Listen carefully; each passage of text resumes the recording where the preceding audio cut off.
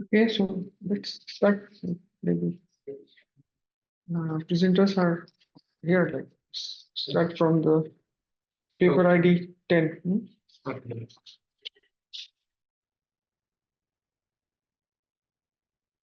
Paper ID 10, you can start here. Yeah, it's very simple. Yes. I'm here. Let me show my presentation. Yes, you can share your screen.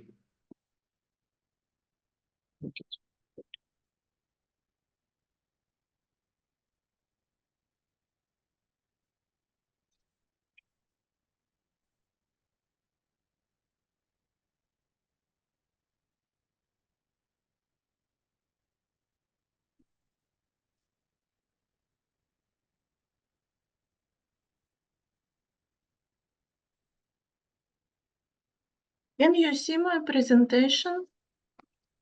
Yes. Visible. Good afternoon, everyone, and welcome to our presentation. First of all, my name is Katerina Simenchuk. I'm working at State University of Intelligent Technology and Communication in Ukraine. As you can see on the screen, our topic today is designing of inventory control processes based on the strategy of risk pooling in supply chain. Risk management in supply chain management involves the systematic identification, monitoring, and quantitative assessment of potential risk in the supply chain in order to manage and control the risk or reduce its negative impact on the performance of the entire supply chain. The purpose of the study is to improve and efficiency of inventory management in project supply chains, considering the risk pooling strategy. To achieve this objective and following tasks have been defined. First, to investigate the risk pooling strategy in supply chain that affects the project inventory management policy. Second, to carry out supply chain modeling considering the risk pooling strategy and the uncertainty of demand and project lead time. Third, to provide experimental calculation of total cycle stock and safety stock under different system of cargo delivery of the supply chain. Risk pooling is the process of aggregation supply chain entities into a group. This concept allows the risk level of the entities in the group to be reduced compared to the risk of the individual entities. Mathematically, this can be expressed by first on this slide.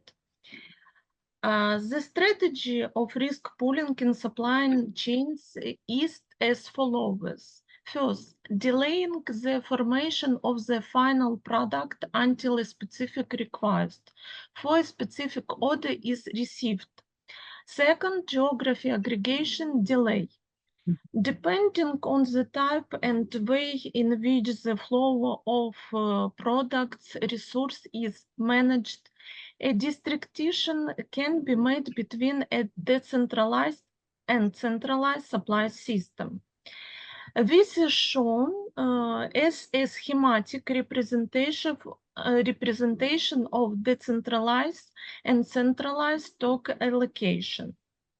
With decentralized inventory allocation, deviation between order volume and lead time are the main indicators that affect service levels. My first point concerns in optional one. Decentralized warehouses for each region with location inventory assume the warehouses I has a lead time and standard deviation. When the standard deviation is equal formula 2, if the lead time is constant, when standard deviation is equal not. and consequently formula third. When formula 4 and 5 for calculation the safety stock and total cycle stock. And next, I'll focus on optional 2. Of the flow of stock is directly to a single distribution center in the supply chain delivery system when centralized stock maintenance is possible. Such a center concentrates the flow of inventory and its aggregation and is able to satisfy the entire state demand. Formula 6 show aggregated demand is multi-nomenclature. Next, standard deviation 7, when if demand is an independent variable. Demand concentration in the central hub. Standard deviation describes the formula 9. If the order duration is lead time is constant, standard deviation is equal to expression 10. Next, the amount of safety stock is determined as 11. The duration of the order is constant. Safety stock and total cycle stock show to respectively 12 and 13.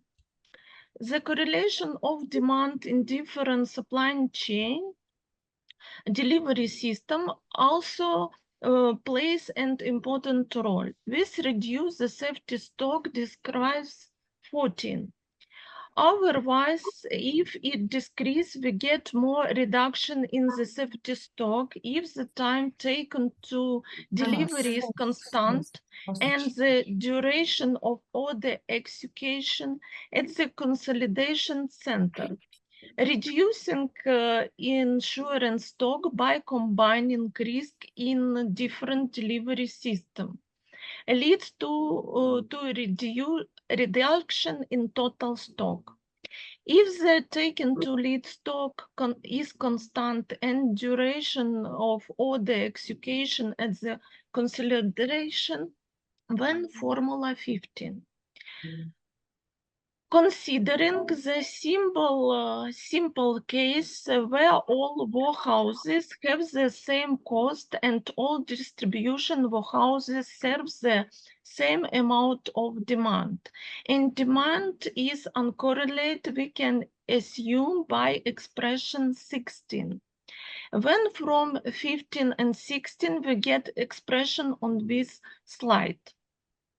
Next slide presents calculation of the amount of safety stock in the case of the decentralized and centralized system of delivery of goods in supply chains. Table 1 shows an example of calculating safety stock for decentralized and centralized system at different volumes of correlation coefficient. Was the proposed methodological approach to the design of the supply chain for the control of project process is determined by correlation of demand under different freight delivery system, which reduce the safety stock in this supply chain. In conclusion, I would like the summaries that first, examine the supply chain risk aggregation strategy that affects the project inventory management policy. Identify external and internal supply chain risk when affect the planning and delivery of project resources. Second, a model has been developed to determine the optimal level of safety stock or for decentralized and centralized optional for organizing the movement of stock in supply chain, taking into account possible fluctuations in demand for project resource and uncertainty of the supply cycle. The paper also considers the use of risk pooling in the supply chain. which reduce insurance and cyclical inventory overheads and transport costs, leading the economies of scale. Finally, the experimental verification and application of these provisions enables project management and project leaders to make informed decisions in the turbulent environment. When managing inventory in supply chain, taking into account the risk pooling strategy. My report is over. Thank you for your attention. Yeah, okay. Thank you very much for your presentation. Just you did not include your references in your slide. Yeah. Yes. Could you show me the references?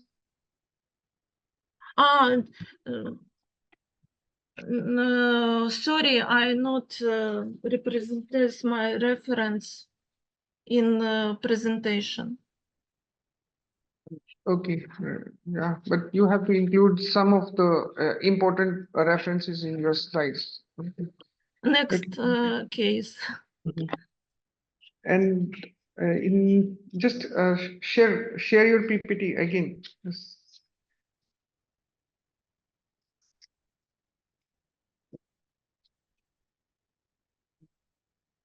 Okay.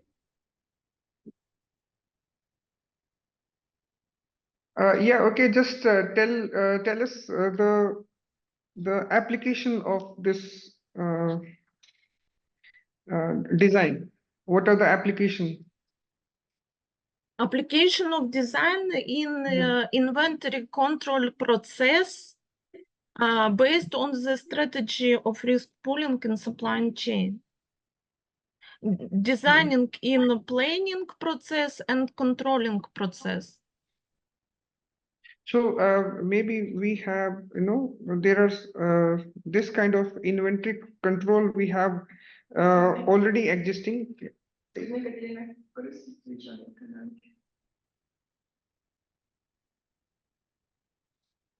You see. I have a control processing in the different supply chain in case decentralized and centralized. This is shown on the slide number 12 and table 1 shows calculation amount of safety stock in case of decentralized and centralized supply chain. Dear participant, could you please turn on your camera? Sorry? Please switch on your camera.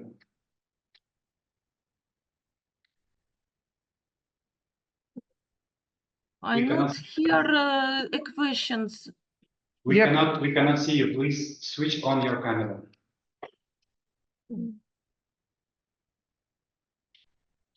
My presentation in my Your presentation. camera. No, your No. camera. Your Turn camera. on. Yes, please don't turn it off, okay? So my question is, you designed a model, but what kind of technology you use in order to check the model? Yes. I am designing of inventory control in the different decentralized and centralized supply chain with risk pooling. Table 1 presents the different calculation in the process controlling in supply chain in case decentralized supply chain management. Okay, thank you. Thank you very much. Yeah, okay, thank you. Yes.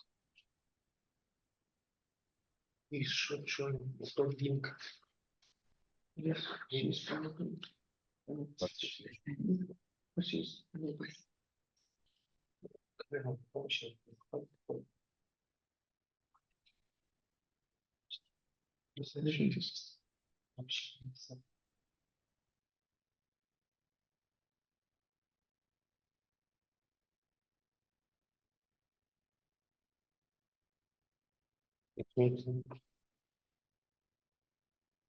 английскую.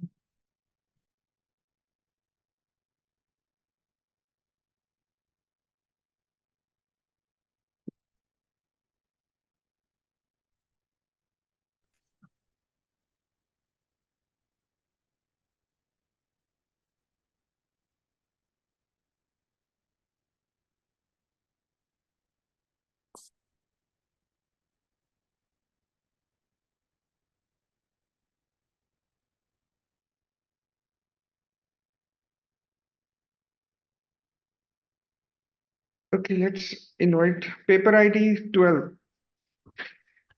Hi, everyone. Это должно быть. О, наш точно. Так, как аналитик сделать сейчас?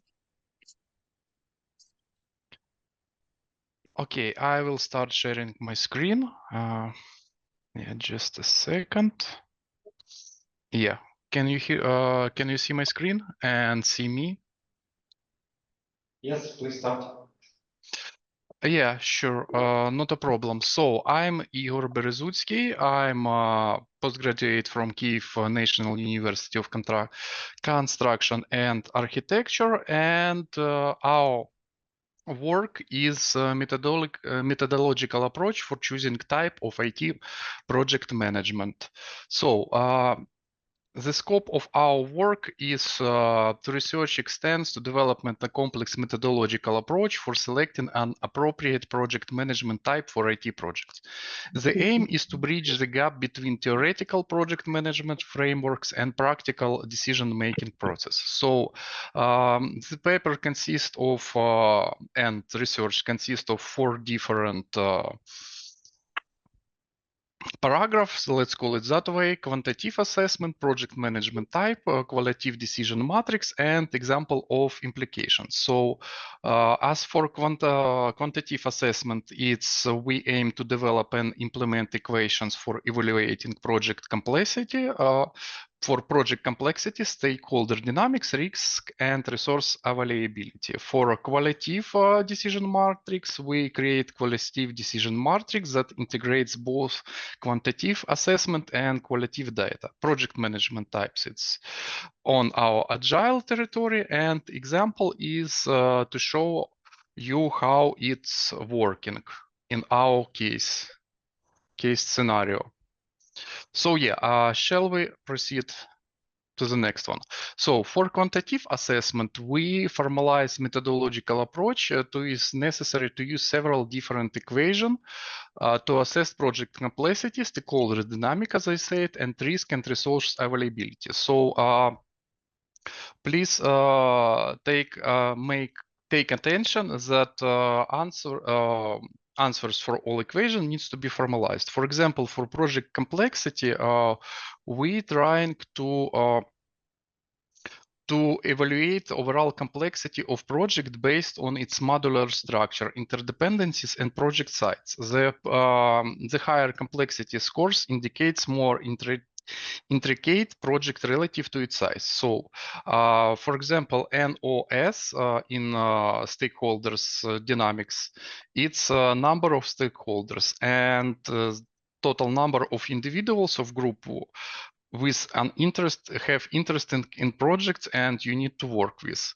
If OL is a frequency of interactions, and it means that how often stakeholders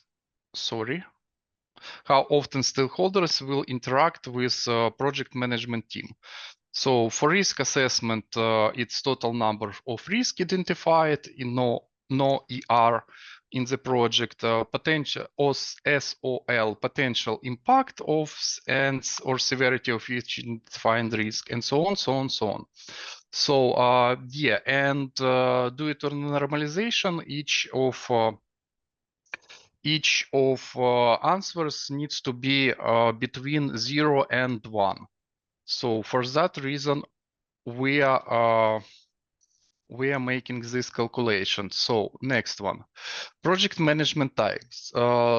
So since for past 10 years, maybe a little bit more, modern project manager works fully in agile environment, we decided to select 4 main agile project types: Scrum, Waterfall, Hybrid, and Kanban.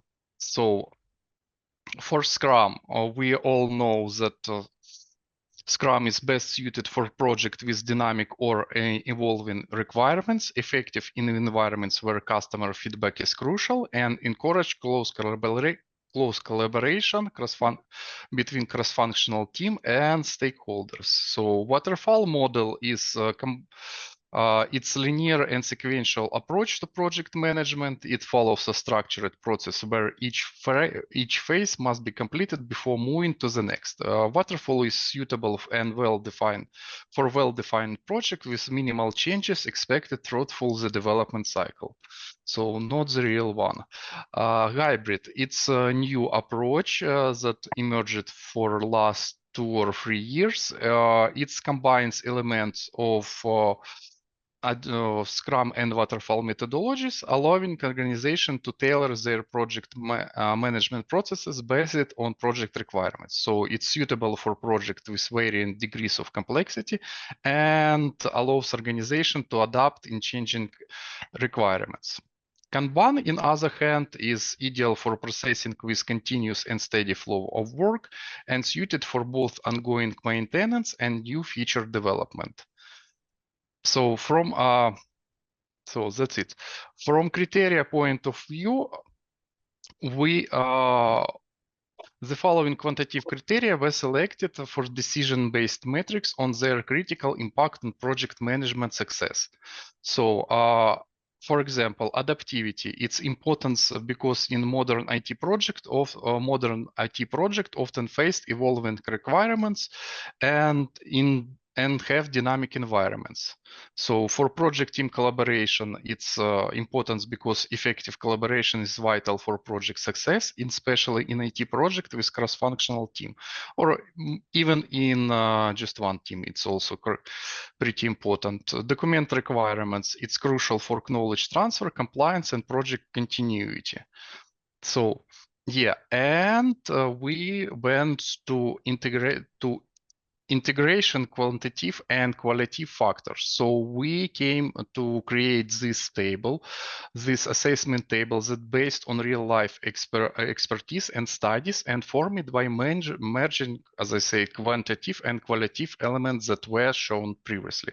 So we hope for it's make any sense because this view was not the first one, it's second or third, but on our opinion, it's most reliable and most visual. So all these elements were based on real life expertises and other studies.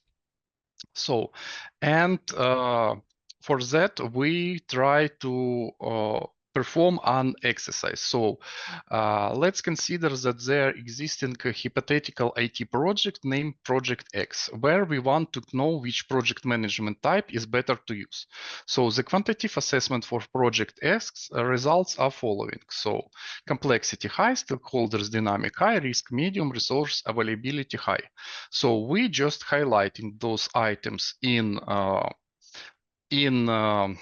this table and going to the next. So result gathered from this table. This is the same table with same highlighted items. So result gathered from the table needs to be rationalized in next way. Quantitative items with most matches. So for adaptivity, result will be medium. So we see in the qualitative medium, we have adaptivity 3 items in a row. So this is most items in a row for all other lines. Same for project collaboration. Project collaboration result will be low because we have on quantitative flow, we have project collaboration, also 3 items in a row, and same for the rest items. So, and we go to our also manually crafted qualitative table. This is also gathered from real life experience and case studies from other projects.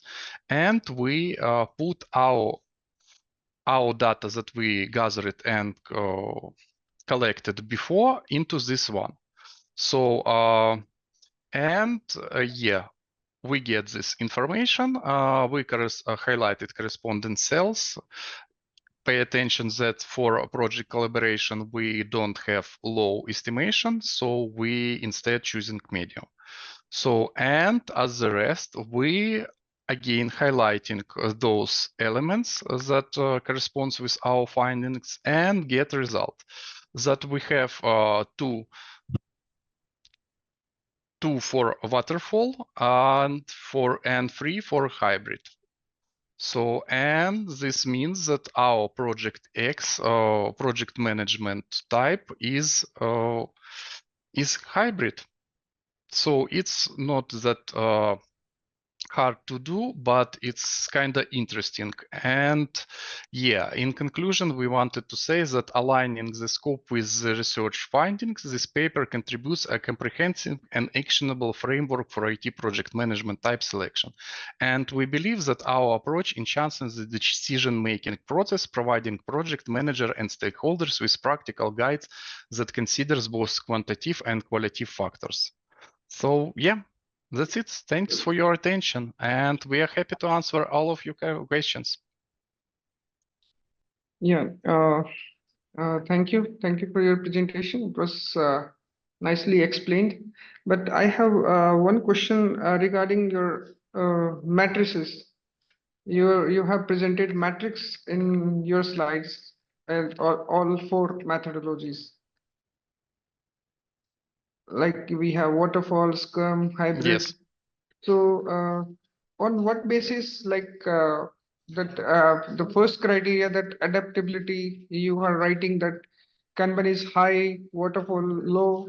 So how do you decide on what basis that it is adaptable or something like this? Yeah, as I said before, based on past experience and overall findings from different case study on different projects.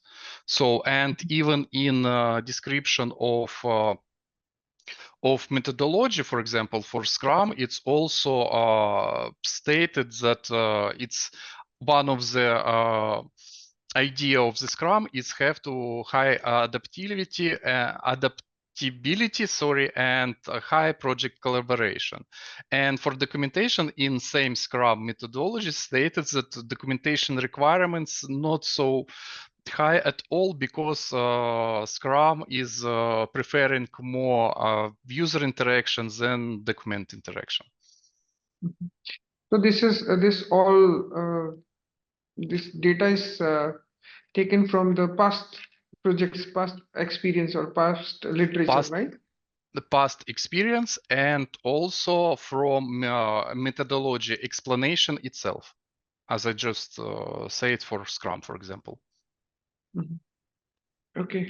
Okay, thank you. Mm-hmm. Do you have any question? Okay, thank you very much. Yeah. Okay.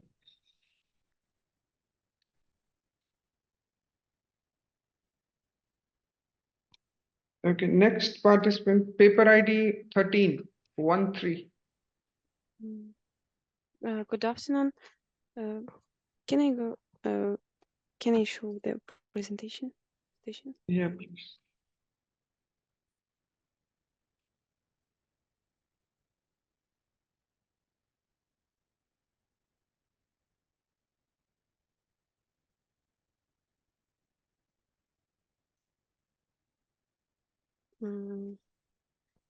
Good afternoon, dear listeners. I would like to give a presentation and article on the topic development of river flow modeling methodology. Sorry, excuse me. My name is Inkar, and Al-Farabi Kazakh National University. And then the article is devoted to the development of methodology of river runoff modeling. This paper review possible approaches to fluid flow modeling, analyzing existing solution and the formulation of the research problem. The Navier-Stokes equation is replaced by a difference analog, which is subsequent solved by a numerical method. A general description of the problem is given and the objectives of the study are formulated. Flood and inundation monitoring methods developed in Kazakhstan are described. The results of their particle use in some areas discussed and the direction for further development are outlined. Possible ways of solving the problem of flooding or of territories because of flooding are given. This information is then used to focus emergencies. Then research methods to solve problem and define flood inundation zone in floods. Results can be obtained in the following ways: physical models, analytical calculation, and then numerical modeling. Then the results, all existing software packages can be divided into 1, 2, and 3-dimensional software packages. In mathematics, the Navier-Stokes equation are a system of no-linear differential equations for abstract vector fields of arbitrary magnitude. This equation is a formulation of Newton's second law. It's considered as the sum of forces in a viscous Newtonian fluid. This you can show the two equations. First is impulse, and the second is community, where U and V flow velocity components. Rho is density, P is pressure, mu it's kinematic viscosity, T it's time. The problem statement solves the problem by numerically approximating its first part using interference fluid inlet and outlet position. Figure 1 is initial condition. For numerical calculation, it's necessary to approximate the first part of the equation. This first, you can show this 1.1, and the next step is to replace continuous derivatives with the difference analog according to formula 2. Second. And then adding the intermediate component U doesn't change the equation. Nevertheless, it shows how this problem can be solved. This 1.1 approximated, and then the Burgers equation. You can show the Burgers equation is characterized by the introduction of intermediate components and the in the classification by physical parameters, balancing the rest of it like this. And the second half of equation, first equations perform the same operation like this.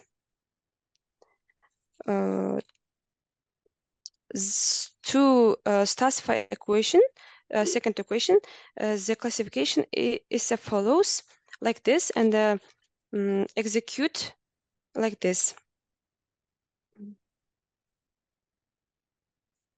Then the result show the Poisson's equations is obtained. The Poisson equations can be solved in several ways. Of the same Gauss-Seidel method is considered to be relatively acceptable. These Poisson equations and then you approximated. The solve equations simply calculated each one separately and substituted their values in the approved places. The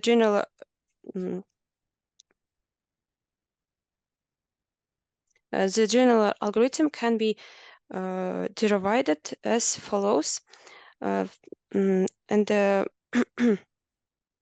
to determine its displacement at the beginning of the problem, a simple iterative calculation is performed using the values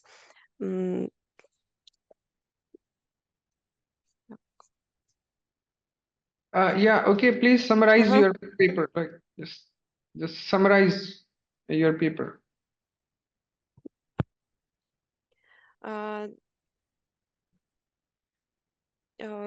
Figure 2, we can show the determinant of residence points, and then number figure 3 is number of international value of UN plus 1 and the V plus 1 to epsilon accessory. And the figure 4 is P graph, pleasure graph of the components. And then figure 5 is U plot of the flow velocity components along the X directions, and the V plot of the flow velocity components along Y directions. And the results of the above graph show the value of Reynolds number first becomes small, which it then say that the flow is laminar. Therefore, a mathematical model of the Navier-Stokes equation was constructed, and the computer modeling was developed for the purpose. And conclusion, it's obstacle finding the components mapping were identified. The results show that flow is laminar if the Reynolds number is selected from the range 100 and the 2000. In this problem, all barriers and the boundary conditions are disclosed, and the completed analysis is performed. I can choose the C++ programming language. This is my reference. And thank you for attention. Okay, all right.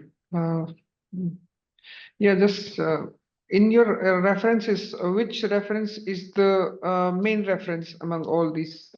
You have presented here 5 references. So which one is the reference from where you got the idea or motivation for this article?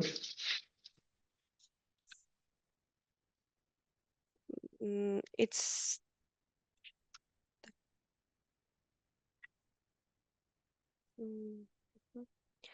first first references. So it is.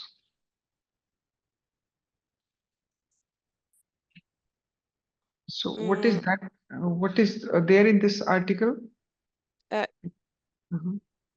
In our university, Professor Isakhov Alibek, and the,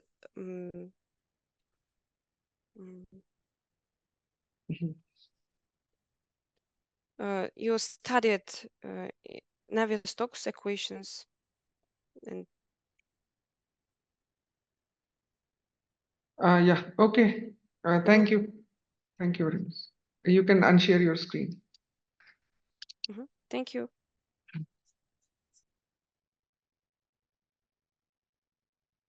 Okay, next paper ID is 22. Yes, I'm here. Do you hear me? Yeah, please share your screen. Oh, okay, thank you. 1 minute.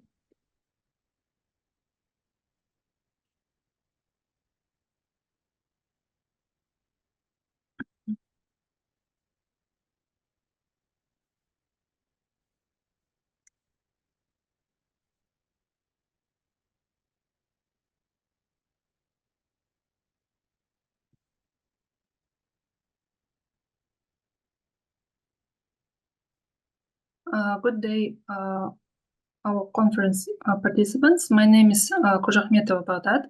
I'm third-year doctoral student from Almaty University of Power Engineering and Telecommunications, named after Gomarbek Davleev. And my work named Development and Research of Phased Array Antenna Control Unit for Educational Purposes. First of all, I would like to say about antenna's role.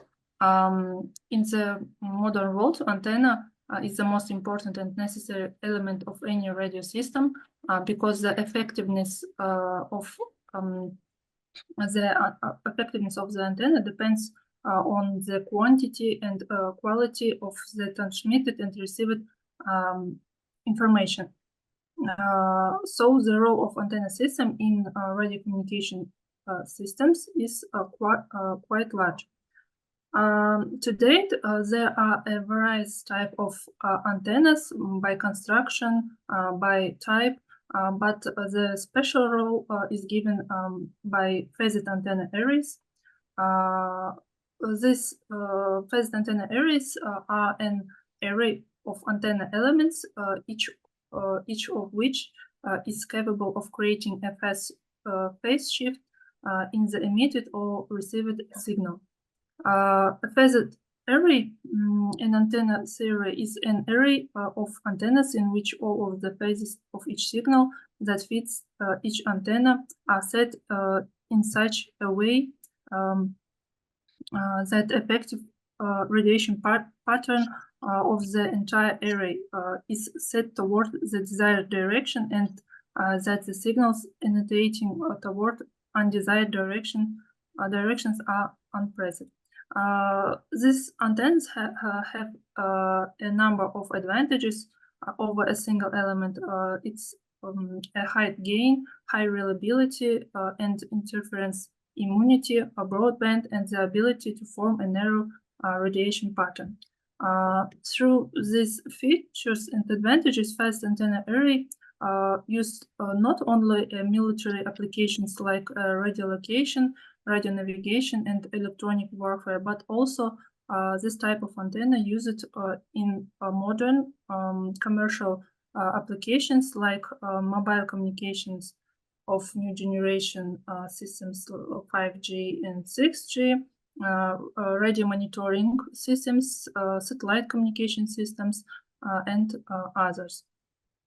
In this slide, we can see the generalized structure diagram of phased antenna array, and the main components of any phased antenna array include antenna emitters, phase shifters, power dividers or others, and phase shifter control unit.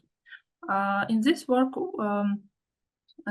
is related to phase shifter control unit, and this device, a control unit device, are designed to supply electrical control signals to the controlled elements in accordance with the codes of commands coming from the control system. The control device usually includes logic and control circuits. The next, we can see the layout of our phased antenna array. The typical scheme of the control unit device differs depending on the type of the phase shifter. So in this work, we use a phase shifter to the switch scanning principle. As we can see, our phased antenna array includes 4 antenna elements and 4 phase shifters. Then they include power divider and control unit. phase shifter implemented by two switches, which form the necessary phase shift. To develop our phase shifter control unit, we use 8-bit proprietary coder and the indicator of light emitting diodes. Then we create to create a board of our control unit. We use the program Sprint Layout. We use this program because it is very simple to edit and to create printed circuit boards. Then after creating model, we print this board and set our radio elements on the board. After that, we set all of elements of phased antenna array. As we can see in the picture, in the front part of the antenna, we set antenna elements, 4 antenna elements, and the back of the antenna, we set 4 phase shifters. Includes two switch elements. Then we set a power divider and a control unit. Control unit gives a special commands from phase shifter that they create a necessary phase shift. To conclusion, I would like to say that the developed phased array antenna control unit represent an important step in the study and application of phased array antenna systems. It is used for educational, not only educational purposes, but it also opens new opportunities for conducting practical classes and research in the framework of training in radio engineering and telecommunication. Further development and application of this control unit can contribute to the improvement of training and research methods in the field of the antenna technologies. Thank you for your attention.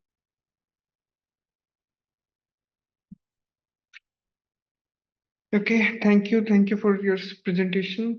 You have presented very well. No, in your presentation, in the conclusion part, I just in conclusion, you have written that this is used for the educational purpose, Yes. And it is basically for the education purpose or just for experiment, or we can use it in history also? Yes, not for only educational, but in scientific, for scientific researchers also used. We can research the main characteristics of phased antenna array, like radiation pattern, like matching characteristics of the antenna. And what is the uniqueness of this control system? No, we have other control systems also. What is the uniqueness? Just one question. The unique, yes, we have other control units. The unique is that it is simple and it's created by simple devices. So you can it means that it is affordable, right? Yes. Okay. Okay, thank you. Yeah. Thank you. Thank you very much.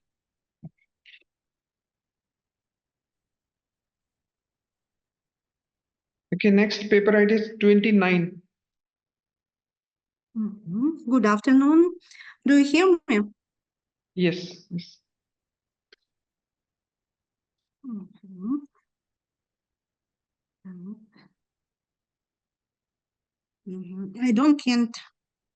I cannot my demonstration. Теперь окей.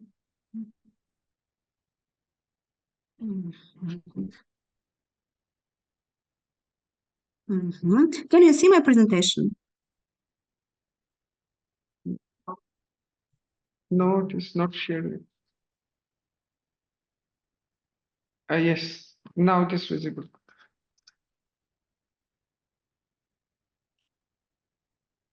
Maybe 1 minute. Yes, Yes, it's Okay, can you visible. see? Yes. Yeah, it's visible. You can start, please. Okay, thank you. Good afternoon, conference participants, colleagues and guests. I would like to give you a presentation to the topic Scientific Research of the Impact of Globalization Challenges on the Process of Innovative in Informational Development of Cluster Structures of the Construction Industry of Ukraine. Автор Катерина Лаврухина, Виктория Титок, Кристина Чуприна, Иннола Новикова, Антон Максюта, and Svetlana Белощицка. The condition of work complicate innovation activity in Ukraine today. The industrial sectors is foreset to reduce cost and seek opportunities for recovery through industry-specific programs and other measures at state level. The economic front strongly influences expectation regarding the country's modernization, but some sectors lack realistic opportunities for innovation due to high cost and specialized experience. Without activation in innovation activity among enterprises, it will be not possible to restore a national business at high level. The Global Innovation Index, GII, tracks the pulse of innovation against a backdrop of economic and geopolitical uncertainty. The index attempts to show as complete a picture of possible of the innovation situation, covering more than 80 indicators, including indicators of the political situation, education system, infrastructure, and knowledge creation of each country. It relieves the most innovative economies worldwide by assessing the effectiveness of innovation across approximately 132 economies, highlighting, stretching the weakness the innovation. Recent years have seen significant attention towards innovation, especially in the startup sphere, supported by government structures. The Ukrainian Startup Fund and the EU for Business program continue their work to support small and medium enterprises during wartime with a focus on western regions of the country. Among the initiatives, the program plans to provide support to small and medium enterprises through business associations, clusters, chambers of commerce, public organizations, or territorial communities. You have the opportunity not only become the owner to grant funds to cover operating costs to early repayment of the received loan. This slide shows the main reason for the lag in ensuring the required level of innovative activity in Ukraine. The main concept of cluster lies in its ability to unite independent and informally connected companies and institutions that can collaborate with other organizations not belonging to the cluster. It involves the conception of industrial and other entities that gain economic advantages from their close proximity to each country. The innovation cluster function is a super system encompassing various types of cluster in the region, such as construction, oil and gas, medicine, tourism, etc. United by the process of innovation activity that involves creating and disseminating innovations within this environment. The outcome of the activities or of participants in the innovation cluster include this innovation not only in production but also in management, organization, social work, and so on. It's important to define and describe the structure and organizational element of the cluster, as well as the structure is its personal and management principles.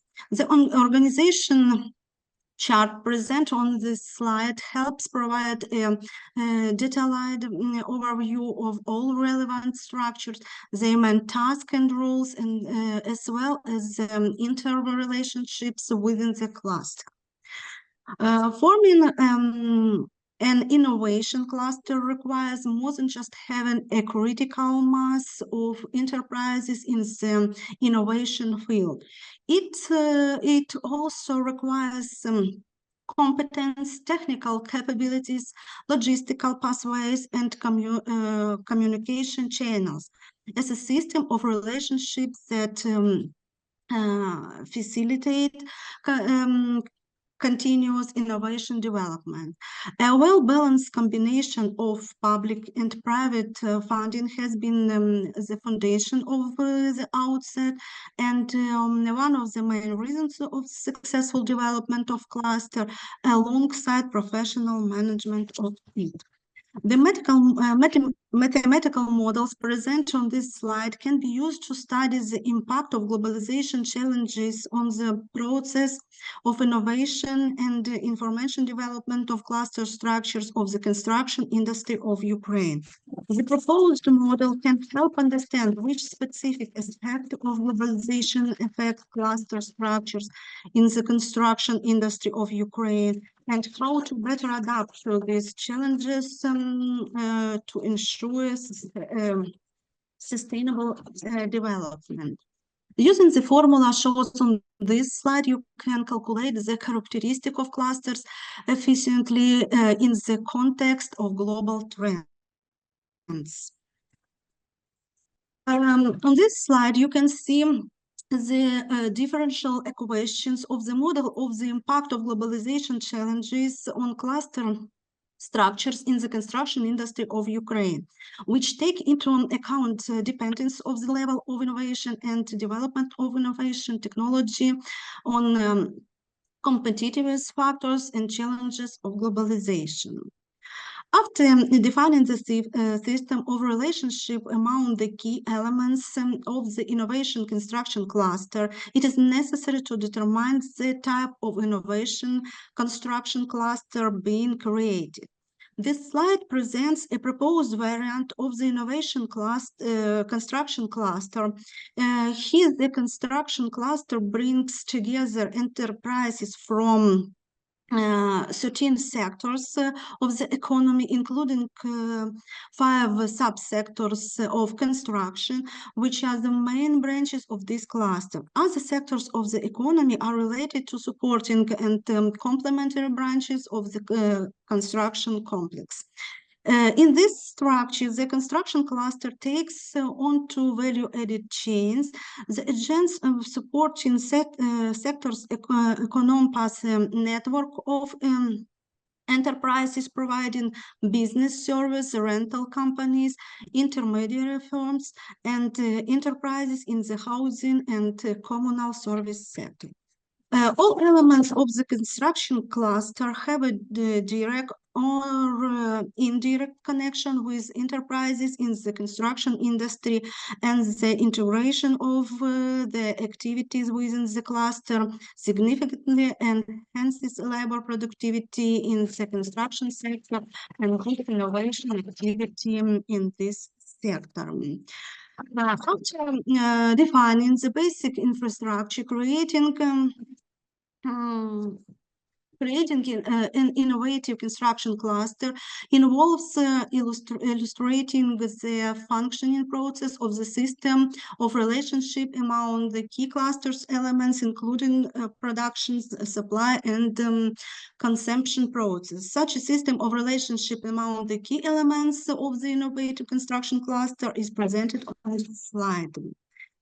This slide presents an assessment of the overall impact of digitalization on key participants in Ukraine's construction market.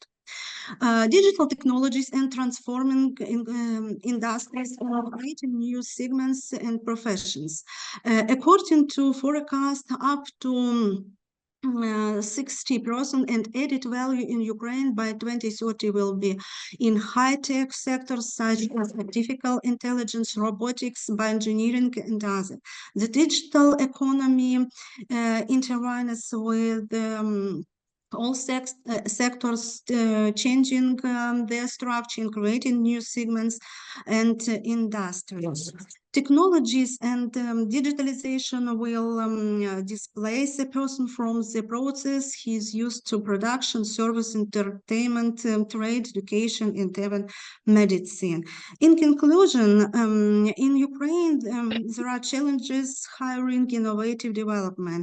Digitalization can significantly increase labor productivity and become a powerful driver of the country's economic development.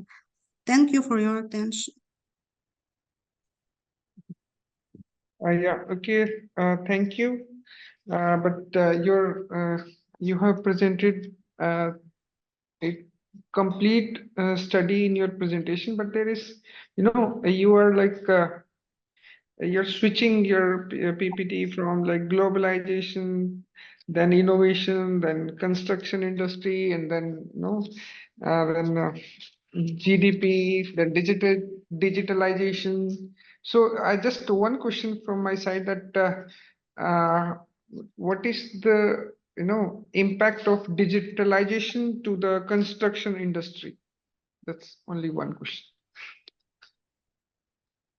Our teams from Ukraine, from Kyiv National University of Construction and Architecture, have a big project about this topic, and they will answer this question more completely, but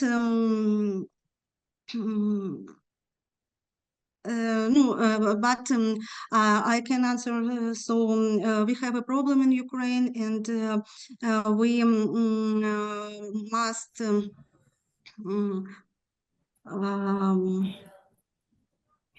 our economic and political situation changes that our innovation will be provided.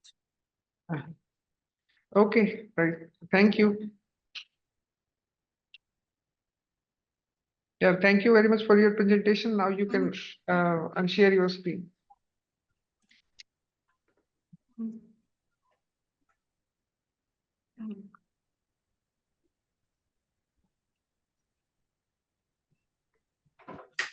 Yeah, next paper ID is 4343.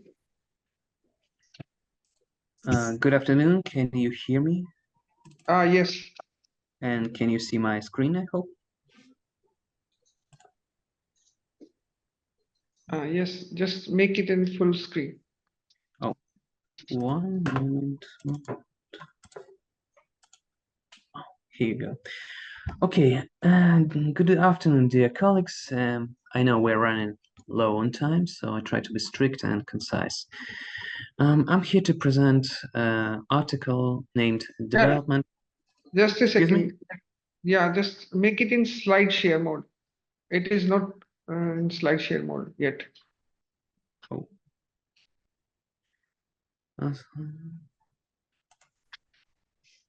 Oh, can you make it more bigger? It's not big. It's not big enough. One moment. Okay. Okay. Please press F5.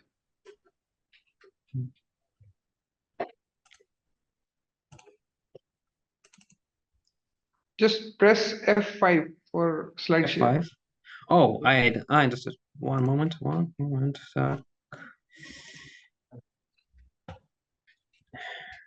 Can you see? No, it isn't same. Sorry for that. A little technical problem.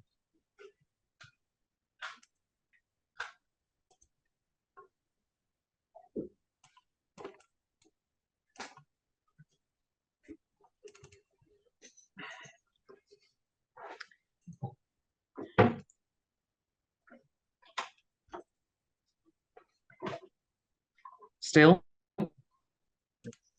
Yes. No, no, no, No. It's your paper. it's your paper, it's not slide. Please try to share the full screen because we are sharing only specific window. Try to share the full screen.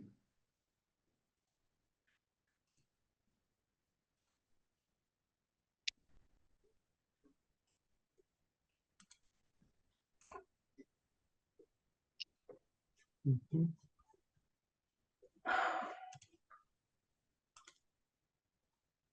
Okay, unshare your screen and then share it again. And share full screen with Windows. Once again. Final, I hope.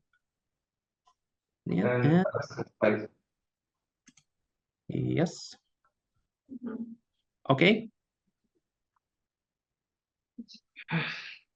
Okay, then start. Then. But it is Okay. not in the full, it is not in the slide share mode. Okay. But you can start. Okay.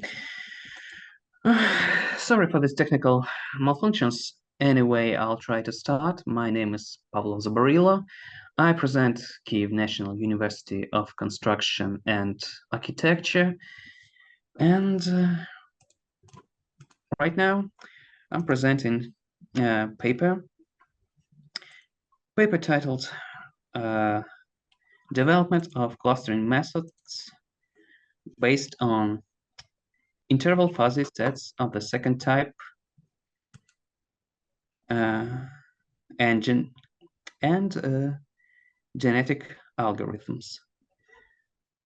Now I'm changing slide. Can you see it? No. No. Yes, you can see this. You can see it changes slide. Good. So, cluster analysis is often used to solve the problems of assessing the technical condition of construction objects.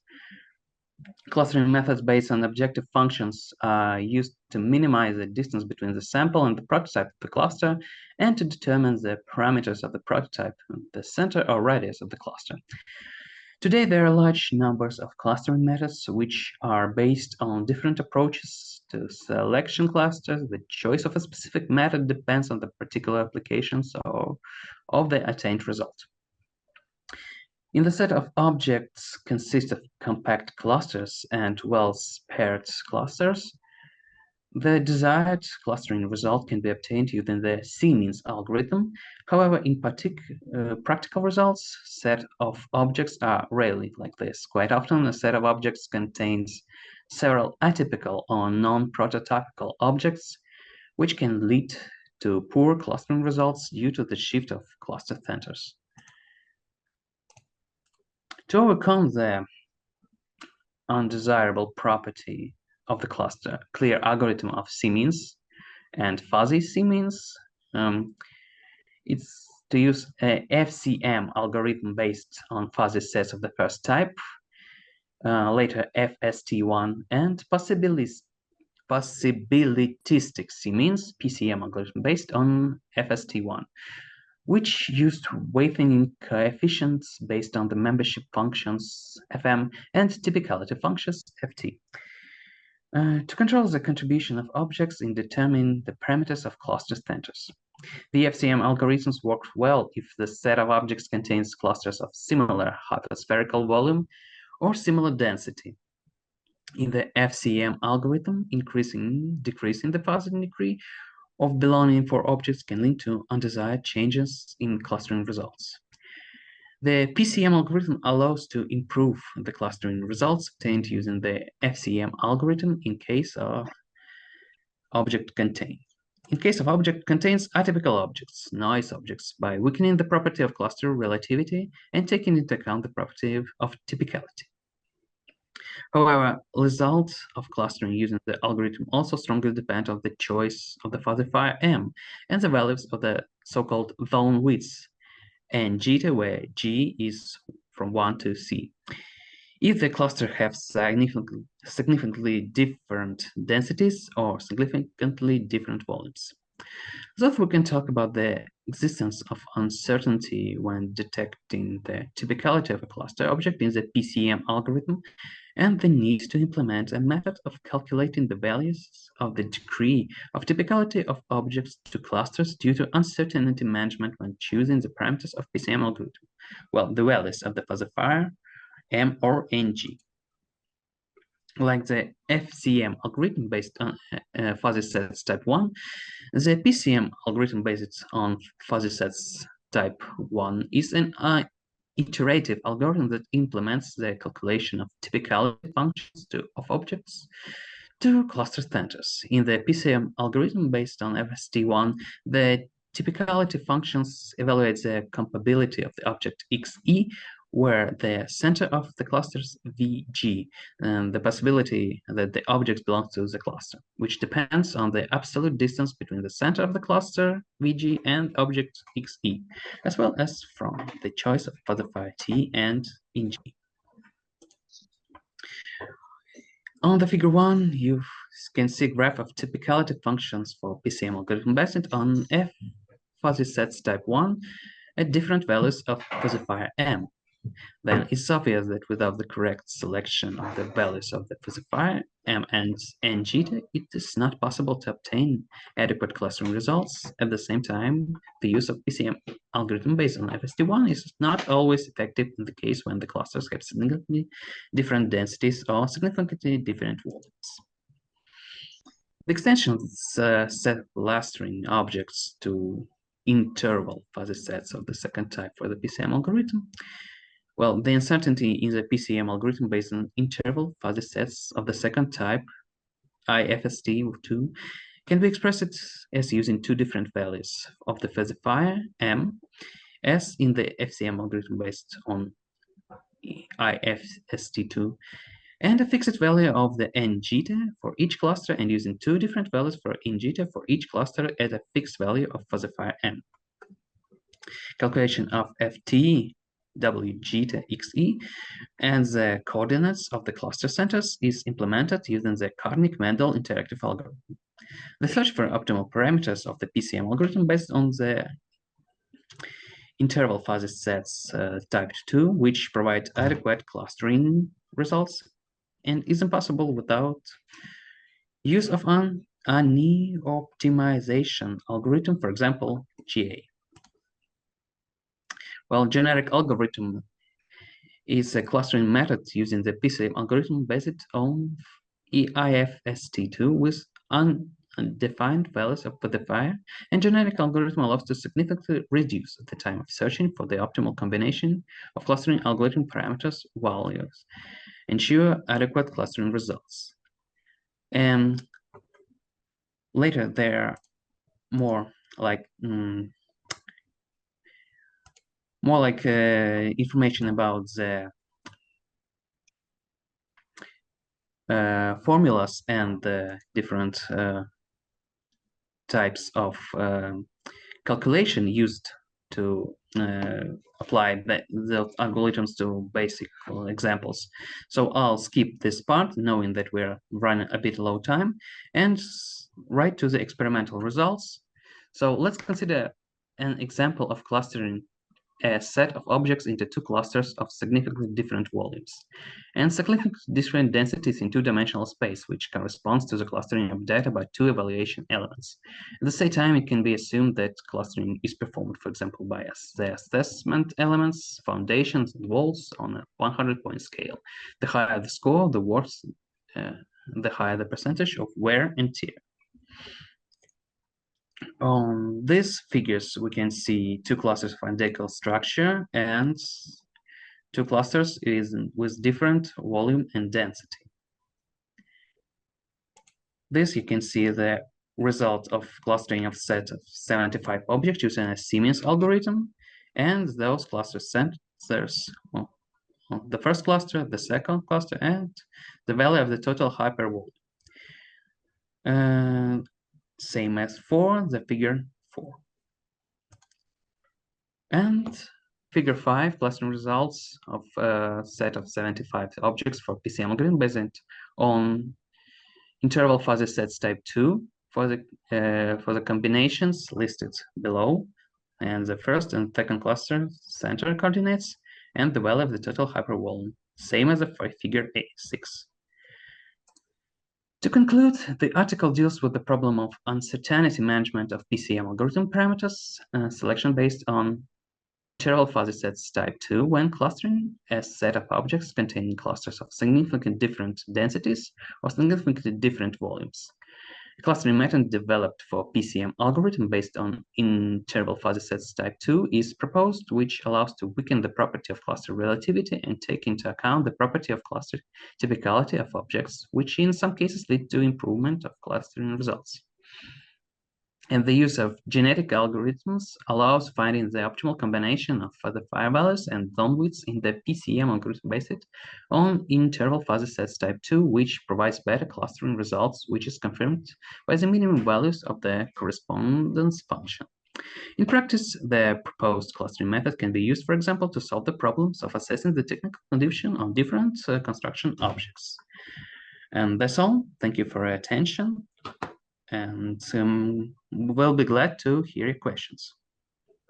Yeah, thank you for your presentation.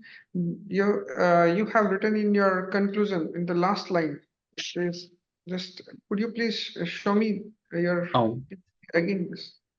You mean again the last page of my? Yes, just last page, last line.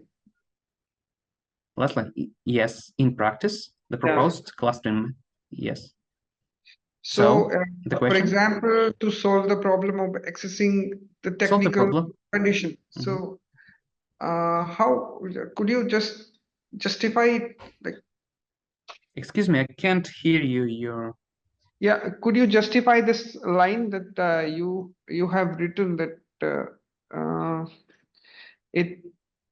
for example, to solve the problem of accessing the technical condition of construction of objects? Yes. Oh, Yeah. you mean more examples of this? Like, yeah. Well, I'm sure that more open answer will be given by the Professor Terentiev, who was the main author of this article. But from my point of view, I can imagine it as using clusters as the model for like interval forces that can be found inside like concrete constructions, and use this model to better understand where the fractions will be presented, where it will more likely to exist it, and to deal with the most common problems like before.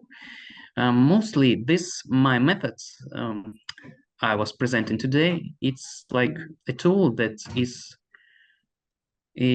more precise and more exact than its previous version. I can explain it in that way. Okay, right. Thank you. Yeah, excuse me. Actually, I'm having a meeting. So can I present? Yeah, 235, paper ID 235. Paper ID 235. 35. I request because I have an urgent meeting after 20 minutes. If you allow, then I'll. We are going one by one. If you cannot present it today, please let us know, so we will postpone your presentation to tomorrow, okay? But now we are going as we should. Or you can come after 25 minutes, 25 or 30 minutes. In 10 minutes, we will have a break for a coffee. So one more presentation and then a coffee break for 20 minutes, and then we will continue at 4:20 by Astana Diamond. Okay.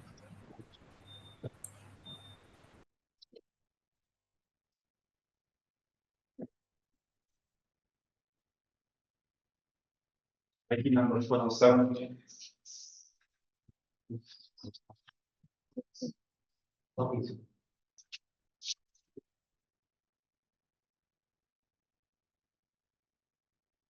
47.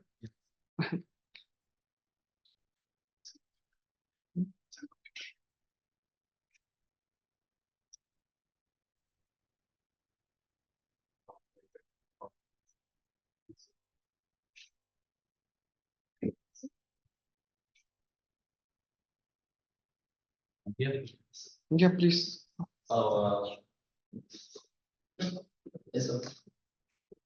So, good afternoon, everyone. Today, I will present my topic is an investigation of sensing and technologies for supporting the intelligent total transport management system in smart city. I'm Nguyễn Dũng from Naval Technical University at Hà Nội, Vietnam. And welcome to my presentation.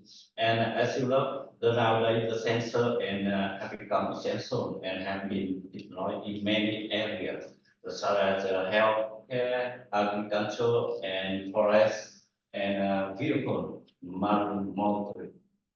And and in the traffic transportation sensor have been included in the vehicle and infrastructure, and this can support the transport management system. And you can see the new emerging sensing and technology have been enabled and support information exchange, identify location and monitoring and managing all vehicle and all objects in the infrastructure, and in the road and in the air,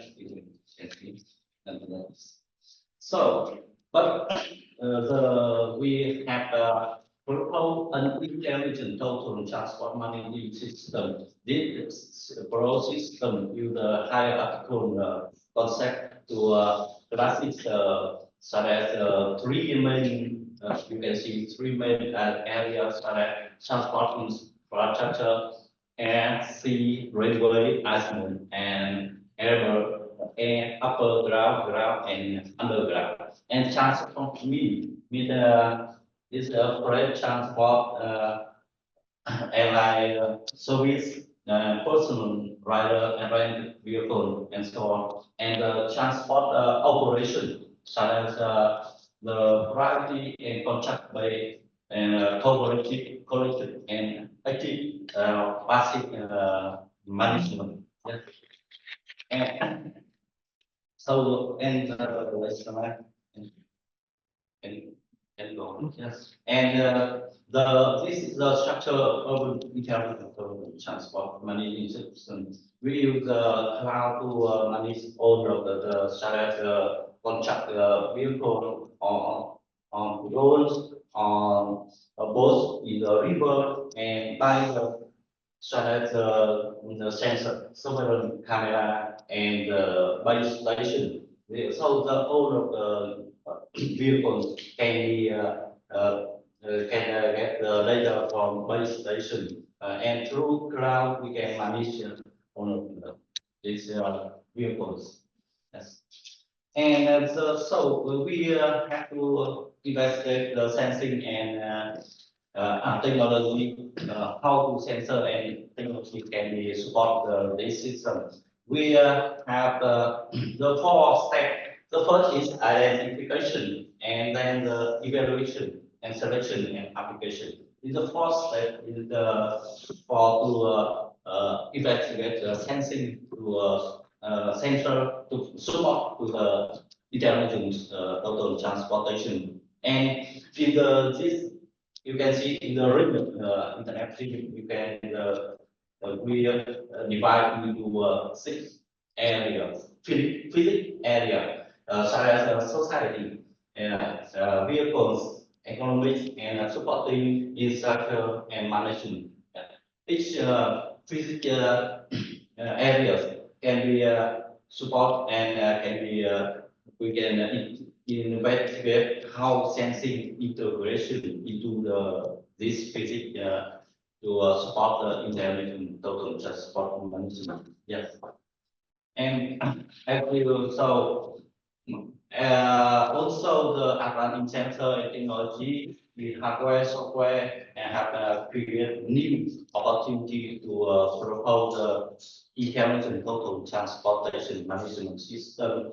However, this advanced sensor and or sensing technology cannot support itself the systems. So we need to integrate this device into some tools and mobile and some device to make the intelligent total transport management system. And you can see maybe we can use the machine learning and data fusion with the sensor and generate more data to improve the protocol system performance. So to conclusion, you can see with the boost of the sensing and sensor advancement, the concept of the intelligent total transport management is not denied. So we if you can see the sensing technology have an important role in the global system, especially for smart city. So it will develop several applications for smart transport management and smart total transport management. And in this study, we introduced the sensing and technology in physical area and demonstrate a real potential integration and technology with a global system. And so, however, in the future, we want to investigate and evaluate how the sensor system can be swapped to this system, especially for the particular area such as management, social and industry and economics. So that's it. So thank you so much for listening. And if you have any questions, I'm happy to answer these. Yeah, thank you. Yes. Thank you. It was nicely presented. But just come to the previous slide. That you have written that it can be just previous one. Yes, you integration of the other tools, including machine learning and the data fusion. How we can just integrate in this? Actually, you can see we have a advanced sensor technology. However, this not can be itself and support. So we need to integrate the sensor technology and sensing technology into the device, such as a camera or sensor in the road and in the car. So we can get the information from a car.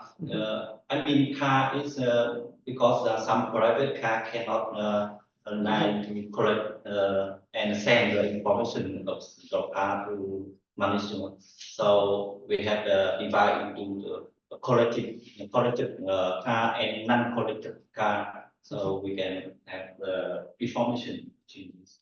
However, we need to investigate and evaluate this information and collect this information into cloud, and this may be based on the data fusion. We can use this technology. Right. So this article is from article is the part of the project. Yes, our project is integrate drone into the urban transportation management.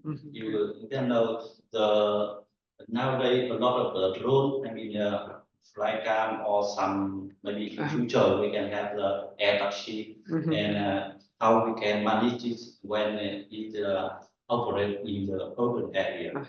Yes. Okay, great. Thank you. Thank you very much. Okay. Thank you so much.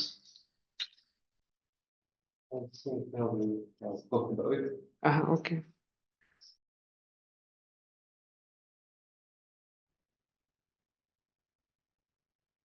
Okay. Ready?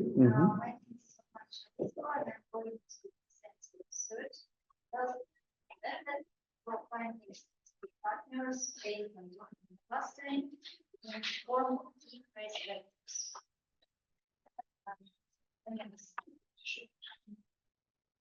At the present time, integrated information systems serve as the crucial tools in information landscape, and data volume grow exponentially there. So we need to develop such information systems to ensure that it's all the needs of the last users. One of the pertinent areas for applying such systems is in the search for scientific partners for the realization of scientific projects and programs. Nowadays, the search process of scientific partners looks like this picture or figure. First of all, we have the need to find scientific partners. Then we search for data on partners, research activities, and then we do analysis. If we find scientific partners, then we obtain a list of potential scientific partners. And if we can't find, we do this cycle again and again until we find another scientific partners. The aim of this article is to develop a method for extracting key phrases based on the analysis of scientific works of subjects engaged in scientific activities, serving as one of the main models in the existing information system for evaluating the scientific activities of universities, research institutes, and their departments. The main element in the process of searching partners is the analysis of textual information about scientific research activities to identify key phrases. To do this, it's advisable to consider existing methods for extracting phrases from natural speaking languages, which include approaches based on n-grams, as well as extraction of semantic and syntactic dependencies between words and sentences.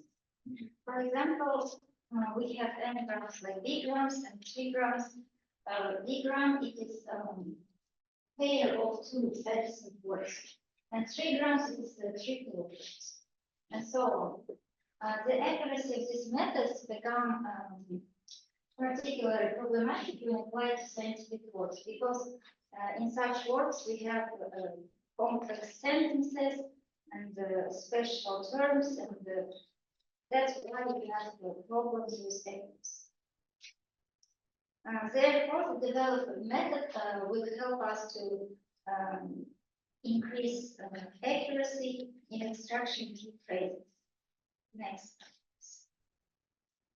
We seek for phrases in the sequences of words, and so we have such formula 1 to set our sentences, where S the SW is scientific work, P is sentence, and N number of sentences.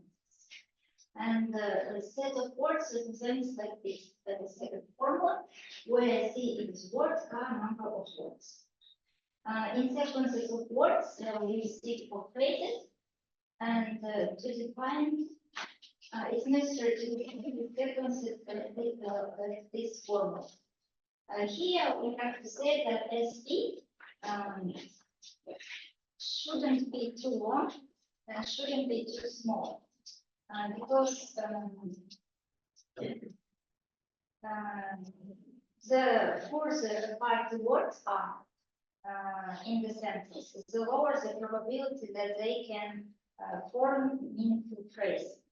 And also, if it will be small, too small, some meaningful phrases may consist of words which are not adjacent. The next.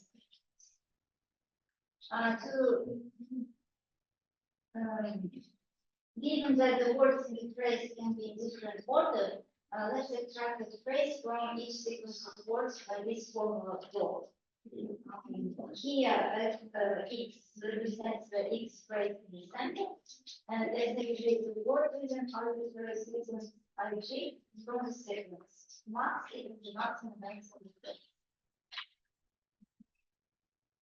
It has been experimentally determined that the optimal value of the parameter maximum is 3. In each sentence, there are minus n plus 1 sequences of words. Each phrase from the sequence included in this set, which includes the last word in the sequence. So we can calculate number of prizes in scientific work by this formula. Here, I is the maximum length of the sequence in the I sentence. Ki is the number of words in the I sentence. So we can represent the scientific paper as a vector of phrases by this formula, where R is the relative frequency of the item phrase, and this one is the number of mentions of the phrase in the scientific work, and this one is the number of mentions of the word S3 in the available scientific works. So we can determine the degree of similarity between the text of the scientific work and the user's query keywords using these formulas. The architecture of the model looks like in this figure. It has query generated block, recommendation generated block, and data management block.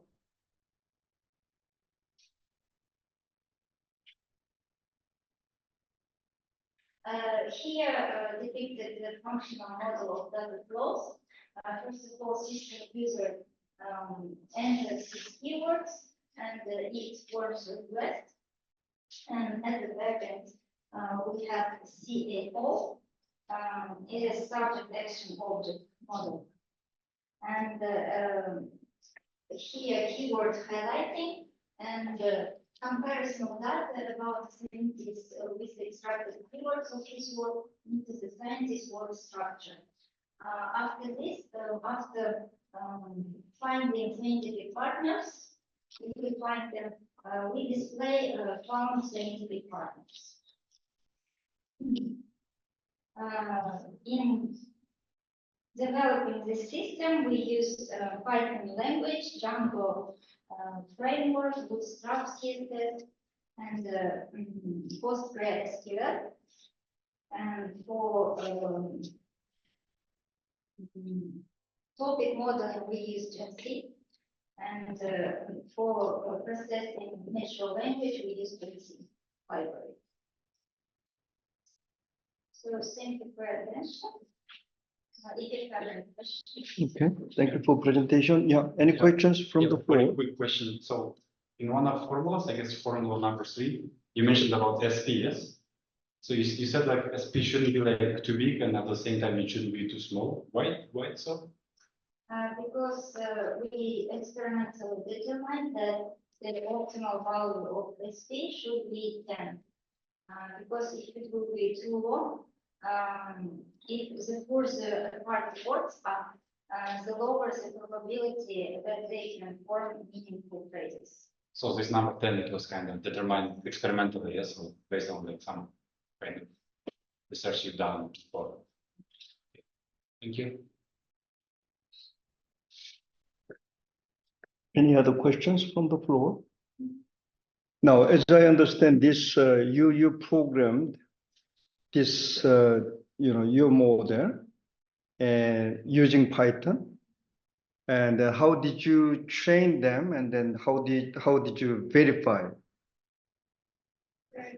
Yeah, how did you test your model is working all right, and then resulting in the favorable outcomes, acceptable outcomes?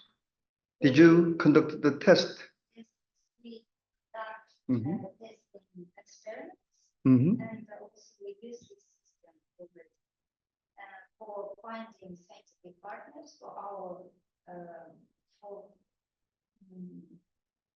nowadays programs, scientific programs and projects.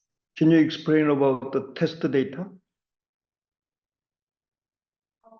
Yeah, how did you conduct the test of your model? We took phrases, examples, Mhm. set of phrases, Mhm. and then we can show the last slide. Here we, for example, took pollution, emissions, IoT, blockchain technologies, and then these keywords go to the database, and then we have our database where we have existing programs and scientific works, And the program searches for keywords of the works of these scientists. What is the size of database that you tested? Which data? What is the size of the database that you used to test your model? So the size of database. Size of the database. This is approximately gigabytes. Approximately. Did you conduct the test using your own data? How can it be approximately then? It is the continuum of existing program, which is another program, and this is only the model which is integrated into this existing system. And that system has integration with such databases as Scopus, Web of Science. The system takes scientific works from All right, that okay. So scientific database like Scopus, huh? And then academia, you know, DBLP and so on and so forth, right? These are the databases that you use to test your model, right? Yes, this database has our analysis system uses that databases in order to form this our own. Okay, correct me if I'm wrong. In order to validate your model, you know, to see if it is working, you need to come up with some sort of train data and then test data, right? You need to train your model, right? Using the very large database.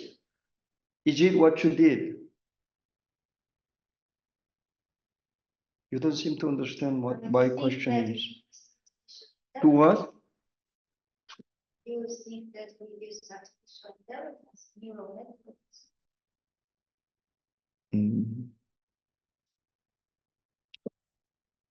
All right. Yeah, maybe other researchers were responsible for the ML parts. Maybe yes, she cannot. So the question is like, for example, you have a data set. Let's say you have like 1 million rows of data, and then like kind of you train your model based on 80% of the data, and then you have to validate your model somehow, and then you use like 20% in order to test your data. So maybe the question is like, what is the ratio? Like, so for example, what is your train set and what is your test set?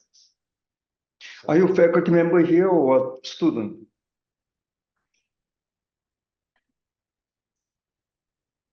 All right, so you are a researcher. All right, I see. Okay, thank you. No more question. Okay, yeah. Now, next paper will be ID number 72. Simulation of motion control of a cylindrical robot manipulator. Presenter is here or online? Okay. Hi there. Can you identify yourself? Can you hear me? Yeah, of course. Yeah, okay. So can you tell us what your paper title and then ID number? ID number is 72. Okay. Can I Yep. start? Okay, are you ready? Yeah, I'm ready. All right, okay. So I need your face on and then make a presentation for 7 minutes and then there will be Q&A followed. Is it clear? Yeah. Okay, please go ahead. Good afternoon. I am Nursultan Sultanova, and I'm going to tell about simulation of motion control of cylindrical robot manipulator, and my research advisor is Basil Kudumiratis. And the dynamic model of the manipulator can be developed on the basis of the known laws of Euler, Newton, Kane, and Lagrange, and so on. The result of applying these patterns are equations that relate force and moments with kinematic characteristics and parameters of the movement of links acting in joints. The equations of motion dynamics of a specific manipulator can be obtained using conventional methods. The primary goal is to create a robot manipulator model that will enable the demonstration and analyze of the manipulator's working environment using MATLAB robotic toolbox. And objectives are we don't see how you change your slides. Share full screen, Can I- not on PPT document. Excuse me. We share your full screen because we see only the first slide. First, like this. Yes, now we see aim and objectives. Let's Aim go. Oh.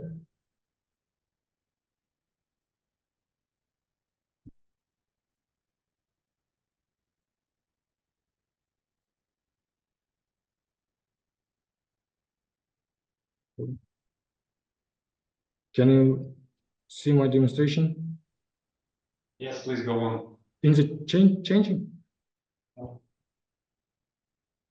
Now is a See slide presentation number 4. aim and objectives, yeah?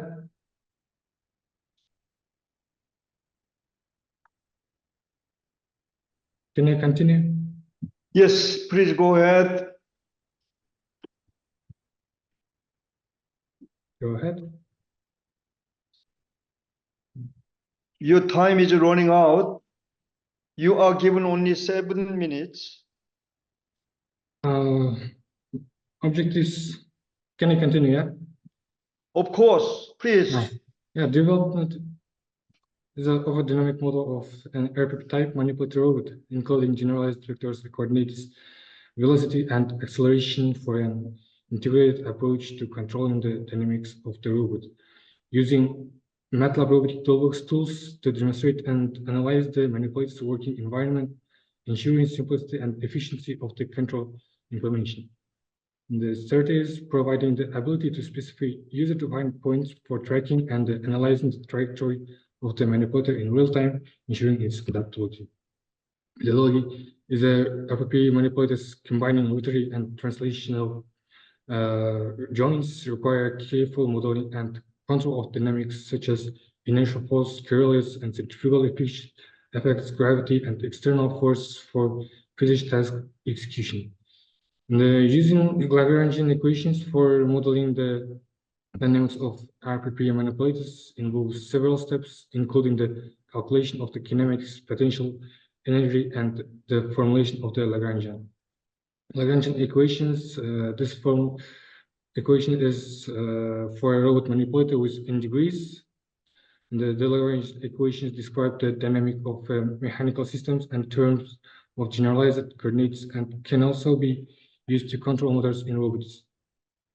In the influence of the engine, the kinetic and potential energy of the system can be modeled. The expression of the generalized force, including the proportion of the engine, can usually be associated with the generalized force if the engine generates a torque.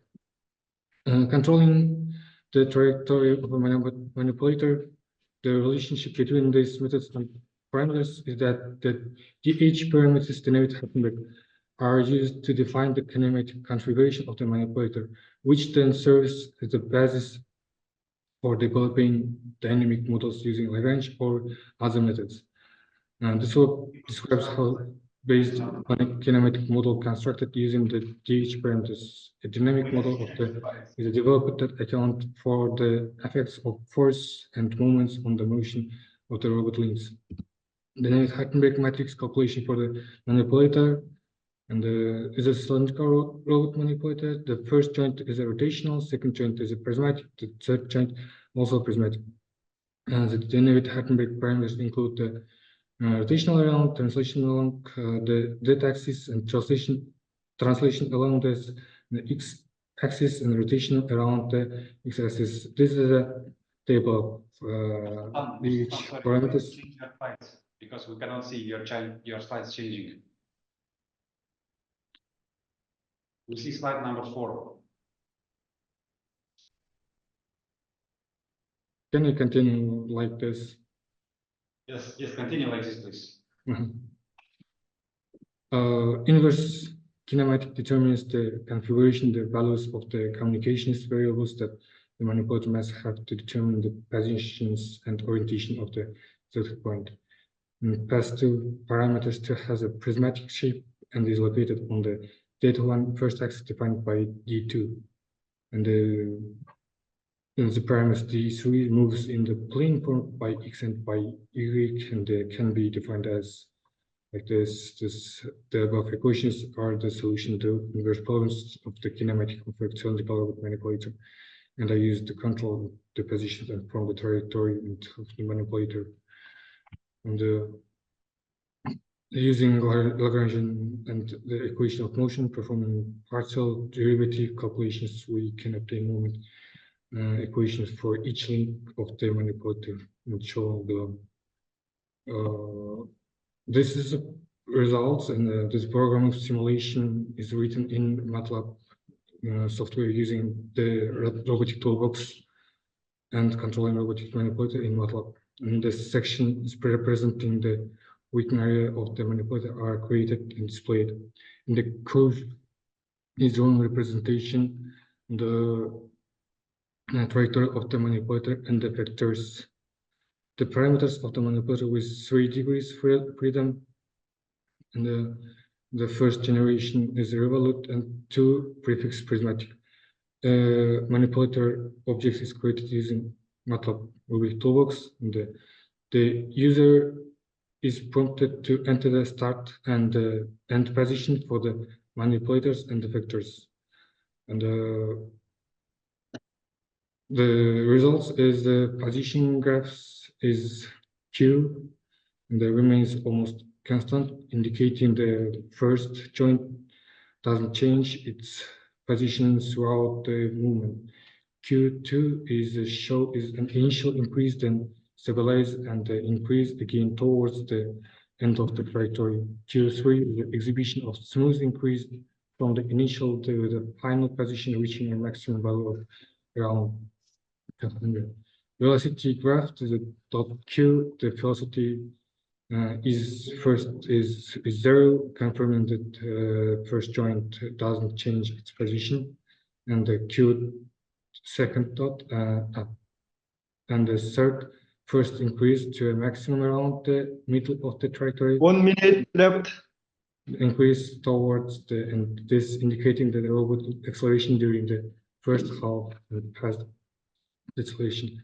And third is the acceleration graph. And, in conclusion, the research highlights the effectiveness of using the Lagrange methods for dynamic model of the robot manipulator, integrated method with like MATLAB robotic toolbox, enhanced motion trajectory optimization, and control precision. The research demonstrates how to advanced mathematical model and software can improve the performance and reliability of robotic systems in industrial applications, ensuring the adaptability, efficiency in real-world application. And future work, I have to research and develop algorithms for real-time route planning in dynamic optical conditions, and to develop and improve algorithms for solving inverse kinematic problems with high accuracy and computational efficiency, and improve the dynamic of the robot manipulator by researching their characteristics. And, okay, thank you. Finish. Thank you for your attention. Okay, any questions from the floor?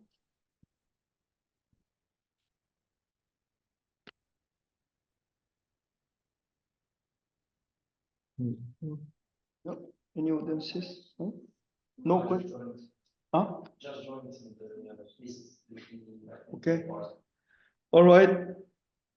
No question from the floor. Thank you very much. Your presentation is completed. All right. Now next, paper ID 111. Optimizing what? Microclimate comfort in smart constructions using an intelligent fuzzy PID temperature regulation system. Are you here to make a presentation? Yes, I am here. Okay, online. All right. Can you identify yourself? Tell us who you are. My name is Rustam Abdurrahmanov. Okay, so your paper ID is 111, correct? Okay, yeah, you will be given 7 minutes for the presentation and then Q&A session will be followed. Okay, thanks. Are you ready? Yes, I ready. Okay, during the yes, presentation, I want you to turn on your face. Okay? Yeah. Go ahead if you're ready. The research paper investigates the implementation of parameters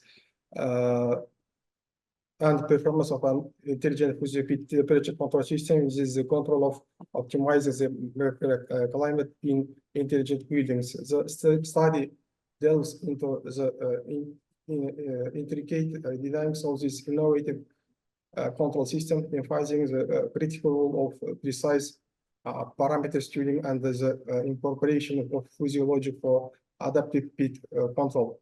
The research emphasizes the development and application of comprehensive fuzzy-based incorporation, fusilation, fuzzy interface, and diffusilation process of facilitate dynamic parameter adaptation. Middle simulations and comparative analysis conventional control systems. The study reveals the superior performance of the proposed controller in maintaining stable and comfortable indoor environment. Introduction. The introduction of intelligent system within modern building environments was Excuse me.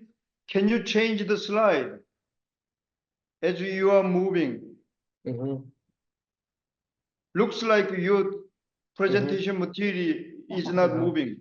The interaction of intelligent system within modern building environments has garnered attention due to its potential to enhance occupant comfort and energy efficiency. The critical aspect of this integration is the precise control of temperature, as it directly impacts the microclimate within intelligent buildings. Ensuring a comfortable microclimate in such structures is of paramount importance for occupant well-being and productivity. Traditional temperature control system, although effective to some extent, often face challenges in adapting to varying environmental conditions and occupant preferences. To address these limitations, recent research has focused on the development of intelligent temperature control system. Among these intelligent fuzzy-fit temperature control system has emerged as a promising solution. The system leverages the power of fuzzy logic and pit control to provide precise and adaptive temperature regulation. This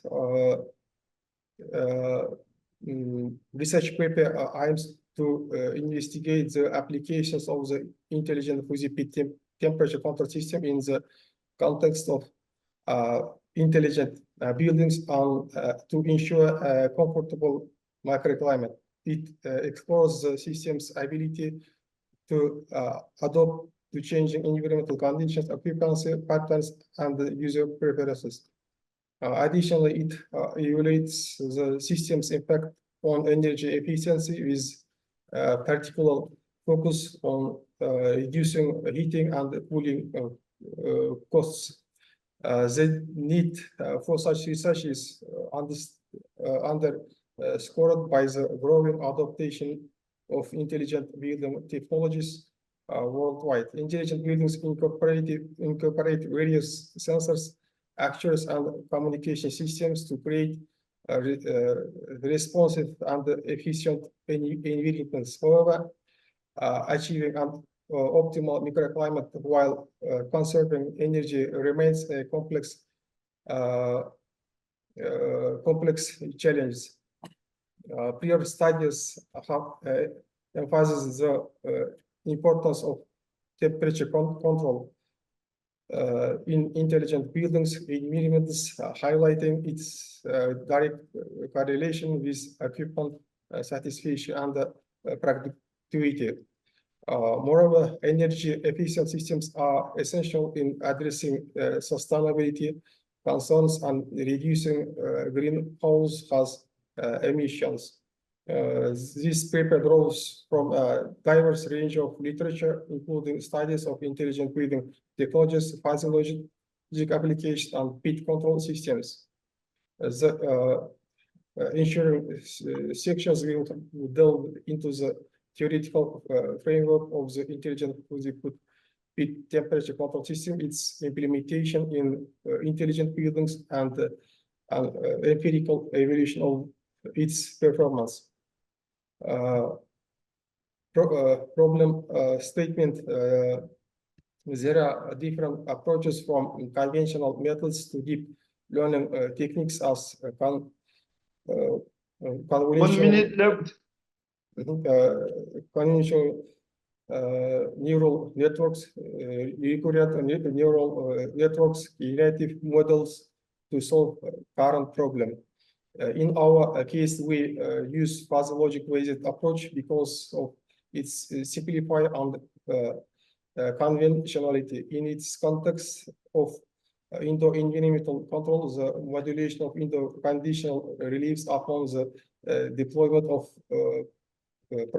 proportional intelligent derivation controller. There you can see examples of conventional sound wave to array. Okay, thank you. Thank you. Time's up. Any questions from the floor? Actually, it was not clear, you know? Yeah, so can you show us the 4G model that you used? Hello. Yeah, he's disconnected. Disconnected. Yeah. He just did it by himself or? By himself. I see, he just, huh? Okay, we will check with the organizers. Maybe he will present again. He will present it again tomorrow. Okay, let's move on. Okay. So next one will be ID 164.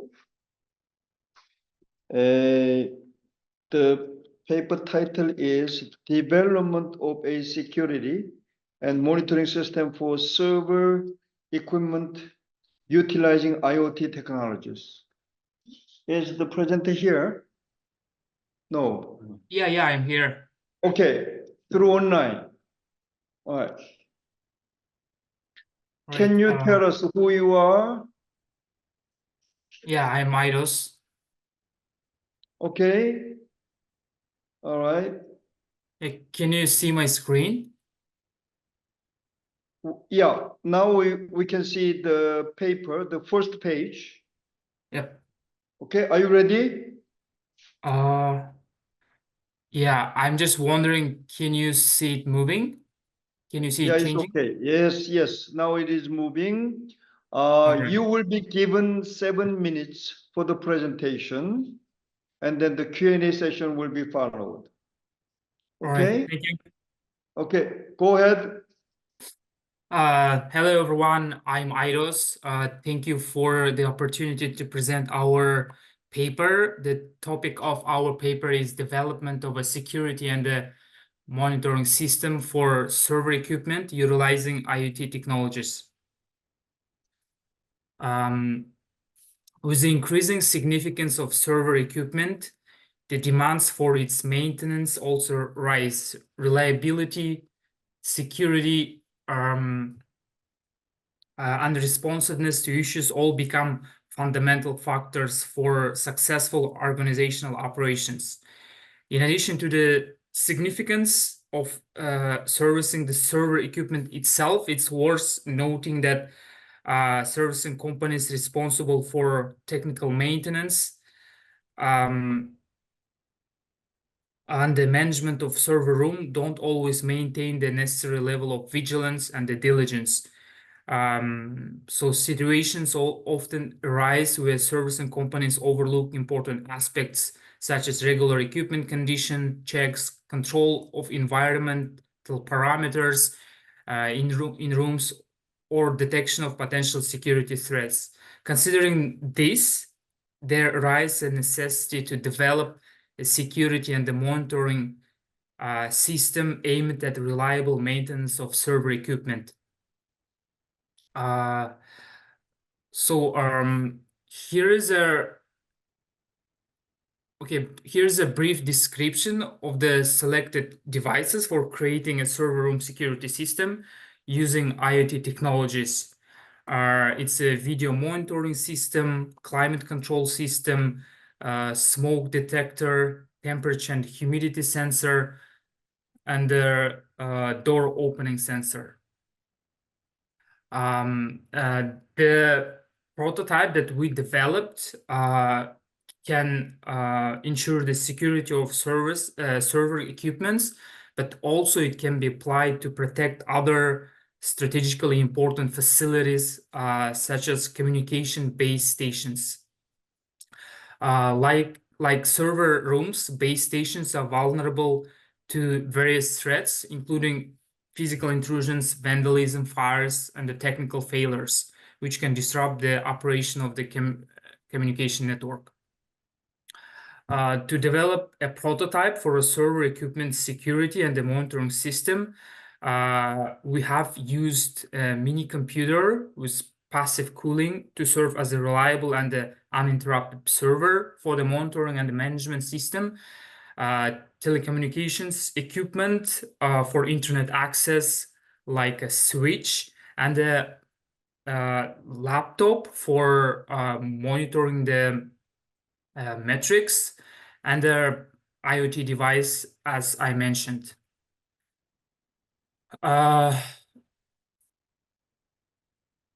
So yeah, you can see the topology of our prototype, and the heart of our prototype is a home assistant system, which is a open source system.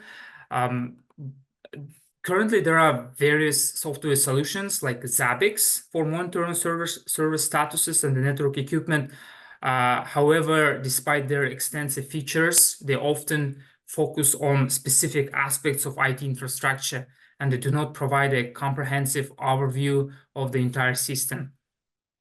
So this creates a need for a more versatile and flexible monitoring and management system capable of integrating with various types of equipment and offering centralized access to information about servers, networks, and other critical resources. This article discusses, so we have used the Home Assistant to receive the data from IoT devices.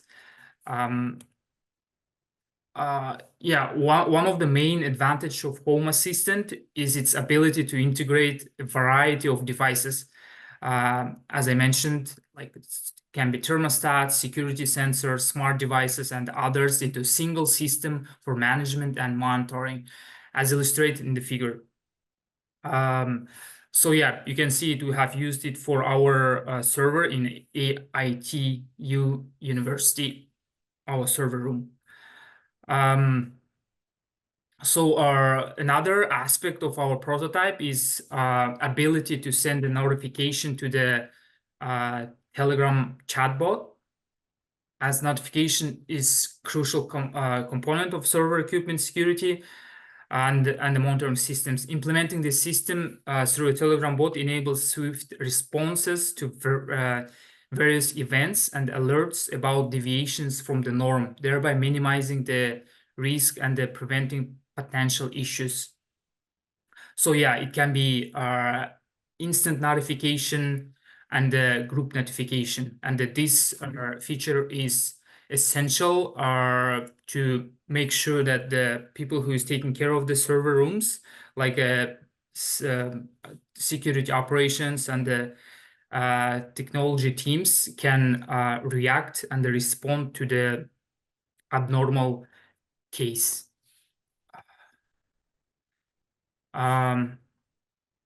In this prototype, the main automation device used in the server equipment, security, and the monitoring system are considered automatic temperature regulated in the room. Temperature sensors installed in the server room provide continuous monitoring of temperature conditions.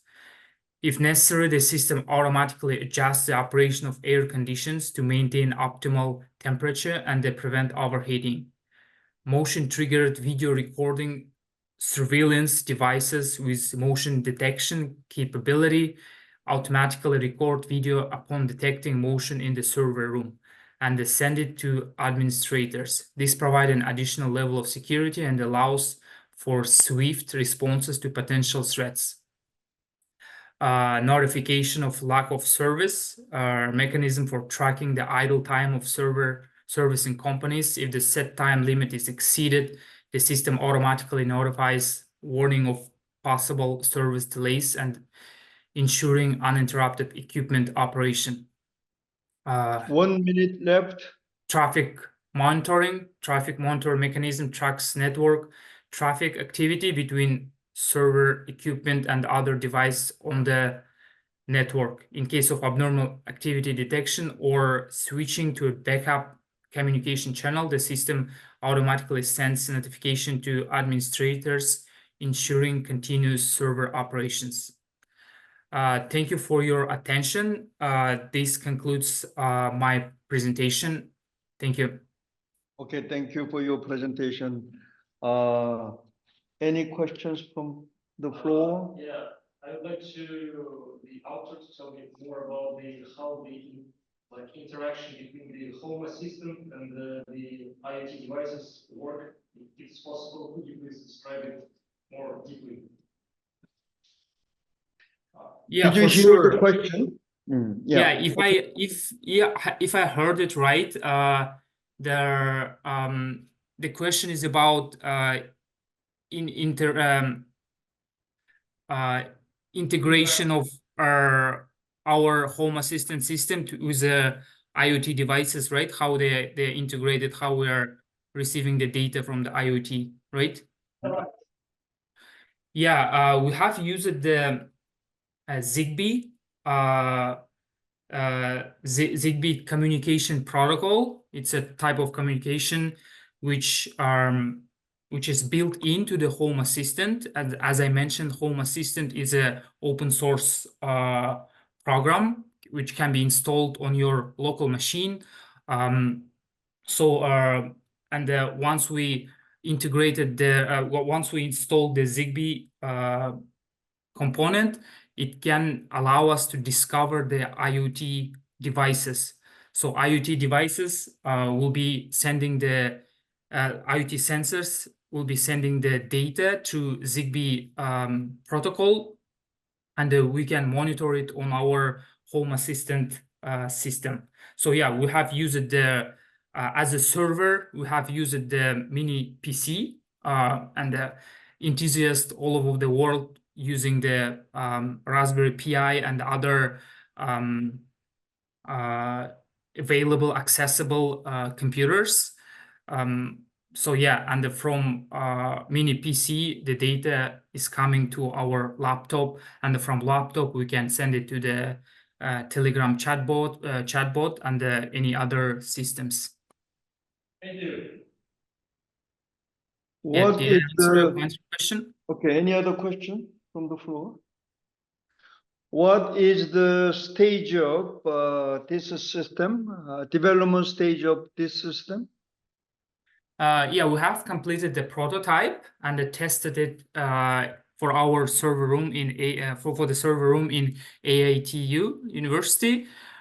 So yeah, we are as a next step, we're gonna productionalize this prototype and use it for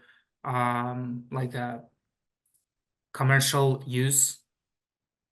Okay, if I understood correctly, this system will automatically halt stop the operation if it detects any irregular motion or any temperature goes up certain threshold, right? Yeah, that's correct. Now my question is that during your test, if this system is too sensitive, then what? All of a sudden, the whole monitoring system will be just, halted, regardless of your desire and intention, right? So obviously, this may not be desirable. Now, how did you find out what would be the threshold of acceptable the criteria in terms of temperature, in terms of motion control, for example, how did you detect the motion which is acceptable, which is not acceptable? How did you determine?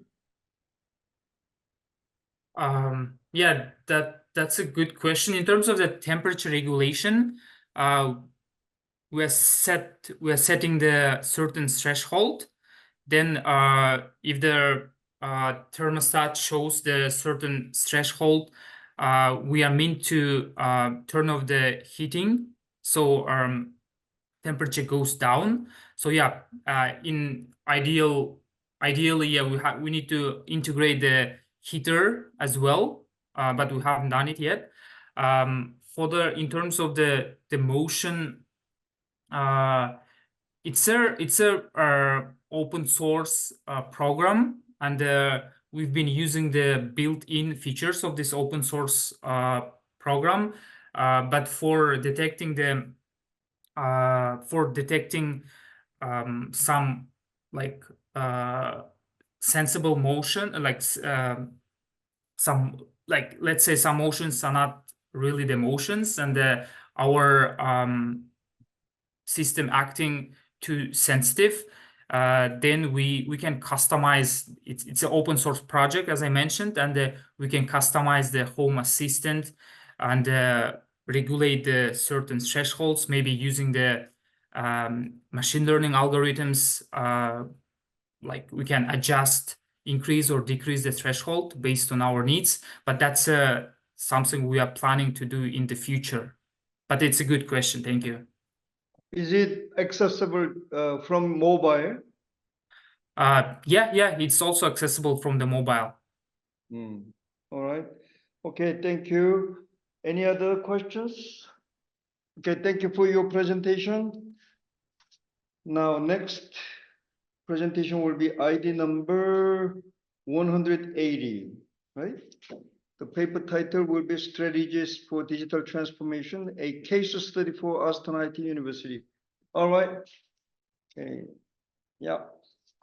So hello everyone. Today we will present our topic, Strategies for Digital Transformation, case study for Aston IT University, presented by me, Kadir Vayman, and Malika Neri. So in today's rapidly changing digital world, universities are using new technologies to improve how they work. And in our research paper, we examine how universities is going digital, how these changes are happening, and what are the needs to the universities. We examine the real examples and also the data to understand the challenges and benefits of this shift. Also, our goal is to understand how we can help universities make smart technology choices to stay innovative, support student success, and keep up with the modern digital world. Next slide, please. So now we will begin with some of the terms. First of all, what is strategy? Strategy is a very important part of management because it's showing how the way where we now to be to where we want to be, and also it's deciding what, where, when, why, how to do things internally to make a focused plan to reach the goals of an organization and digital transformation. What is digital transformation? Digital transformation is a big deal for businesses. Digital transformations completely changing how they interact with customers, how they do things, and also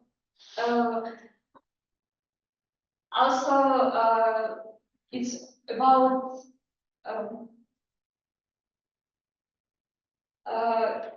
about how it's changing how businesses works and also operate. And object of digital transformation at Astana IT University, digital transformation is not just upgrading technologies. It's also changing how students interact with professors, how they learn, also how universities run, and using digital technologies and digital transformation strategy. So for successful digital transformation strategy in higher education, we must consider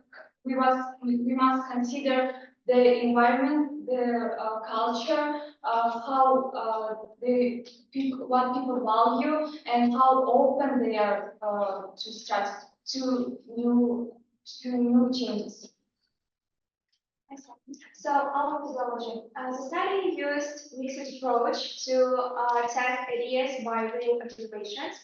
And we surveyed students, university students online to gather quantitative data on how technologies is used by staff of our university. And also we look at how engagement employees affect to these digital changes. We make sure to follow ethical guidelines to allowing voluntary participation, keeping their response anonymous, and also our survey had 10 simple questions that were chosen by their relevance to the testing.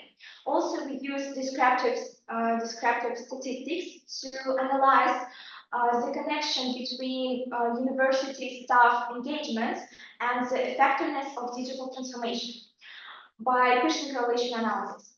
Also, we use statistic students t-test to analyze the meaningfulness of this connection, and also use hypothesis testing. Our null hypothesis was that the engagement of university staff wouldn't affect the digital transformation effectiveness.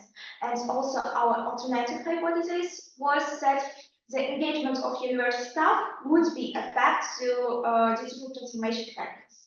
Next slide, please. So here you can see our results. First of all, how Anelia mentioned, we have null hypothesis and alternative hypothesis. And first of all, we choose two questions to prove our hypothesis, and we give numerical values for our variables. First question given by x variables, and the second question given variables. Here you can see how many answers for each value, and then after we calculate Pearson correlation analysis, after that we calculated error coefficient, and so our Pearson correlation is equal all 944, and it shows how we know Pearson correlation is between -1 and 1, and after identified error coefficients, we identified t-test, and we by this t-test, we can say that our null hypothesis is rejected and alternative hypothesis is accepted. And this is our slide of what choice. So next slide. So our findings is highlights the need for digital improvements that would be effect to the improvements in education. Also, we need more strong support culture in our university, and support for innovative and involvement from everyone that say about the human-centric approach that is very important in every organizational culture to have new technology improvements and changes. Then, so in conclusion, by writing this research paper, we can say how it's important to identify a clear strategy and plan, and how it's important make these changes in supportive culture that will help us to make this digital transformation improvements. That's all. Yes. This is our reference list. Thank you for your attention. Thank you very much. Very interesting topic. Any questions from the floor? So you mentioned that you did a survey, and Yeah. how many participants was in your For survey? about 618. 618. 680 participants. Yes, awesome. So how these participants were chosen? We Criteria. no, not any criteria. We just set it to the charts, and then they will present and then important things. So you also mentioned the correlation between digital transformation and like results of your survey. So what was the result of the correlation? This our correlation. We have to test our hypothesis. We have two questions. First of all is students' satisfaction and involvement of university staff employees. This shows the student satisfaction or the effectiveness of digital transformation from 1 to 5, and also this shows the involvement of university staff for digital transformation, also from 1 to 5. And by the scatter plot and by the Fisher correlation, we can show the connection between these two questions. So it shows how these two variables have strong correlation and with our hypothesis. I think you are students, right? Yes, I think it is, yeah. Knowing that you are students, this topic seems to be very interesting, and then you have done quite a decent job. But as a session chair, I have to make some question which can be more relevant to your research. Okay. First of all, this research lacks of research methodology. And then I think the title per se is wrongly taken. Title has to be very clear and short, and then reflecting the nature of your study. Okay, this is too general. This can be the title for a book rather than an article. All right. So, for example, you may want to focus on factors. Important factors, critical factors affecting the successful implementation of digital transformation strategy at Astana IT University. For example, it can be very clear and then very detailed, okay, empirical study, right? And then number 3, you did after data collection, right? Only coefficient analysis. This is not acceptable in scientific kind of, Scopus-based proceedings or journals and so on, right? So you may want to conduct more advanced and comprehensive analysis. Okay, in terms of methodology, it is very weak. So I want you to pay attention to that one, yeah, and then to improve the quality of the paper. And then now, how do you define digital transformation strategy? What kind of digital transformation strategies can you explain to us? Which was not clear over there in your paper. For example, right? When you develop digital transformation strategy, this is where we are as is. And then this is where we want to be, right? As is and then to be should be stated at the beginning of your research. Now, and then digital transformation can be looked into different dimensions. For example, technology perspective, people perspective, infrastructure perspective. There is nothing mentioned about these detailed things, aspects of digital transformation.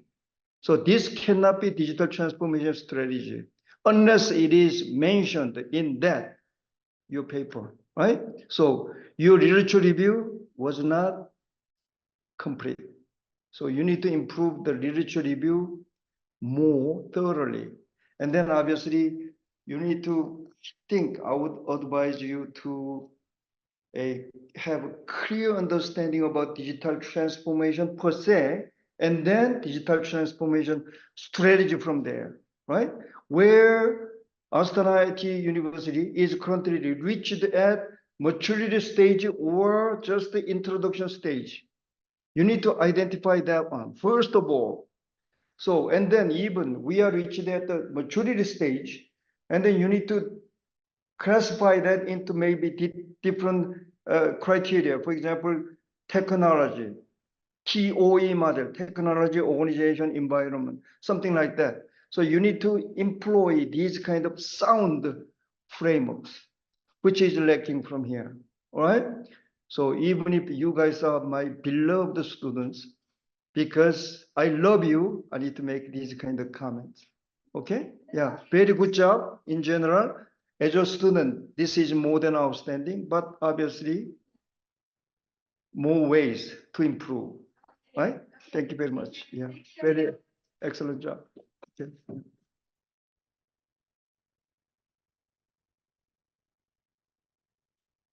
Next paper is ID number 195.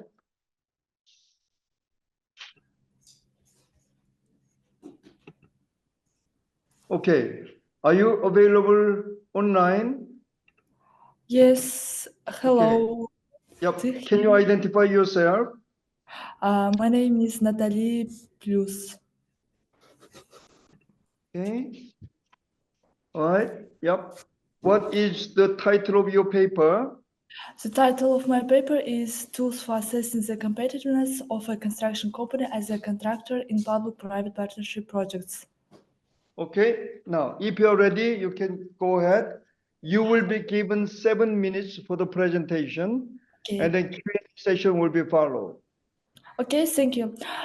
So now let's start. The article is devoted to the study tools for assessing the competitiveness of a construction enterprise as an executor in public-private partnership projects. Public-private partnership enables the state and the private sector to obtain mutual benefit by combining financial, managerial, and technological resources, combining the solution of socially significant tasks of the socio-economic development of the country with the achievement of the interests of business and the community. So now let's talk about the issue. This issue became especially relevant during the war events in Ukraine, as the further reconstruction process requires the cooperation of the state and the construction companies. There are 4 types of public-private partnership contracts. The first one is concession. It means that transfer of state property for temporary business use. The second one, property management, taking into account the investment obligations of the private partner provided in the contract. Then, joint activity, it's interaction of participants without creating a legal entity. The next one is other types of contracts. Construction is one of the areas of application of public-private partnership in accordance with the legislation of Ukraine. Since public-private partnership is a factor in the competitiveness of the national economy, it is obvious that the enterprise that implements the projects within the framework of this partnership should also be competitive. Factors can influence both in upward direction competitiveness of the enterprise and downward. Gaining a competitive advantage based on the factors depends on how effectively they are used. So, factors can have an effect both in direction increasing competitiveness and increasing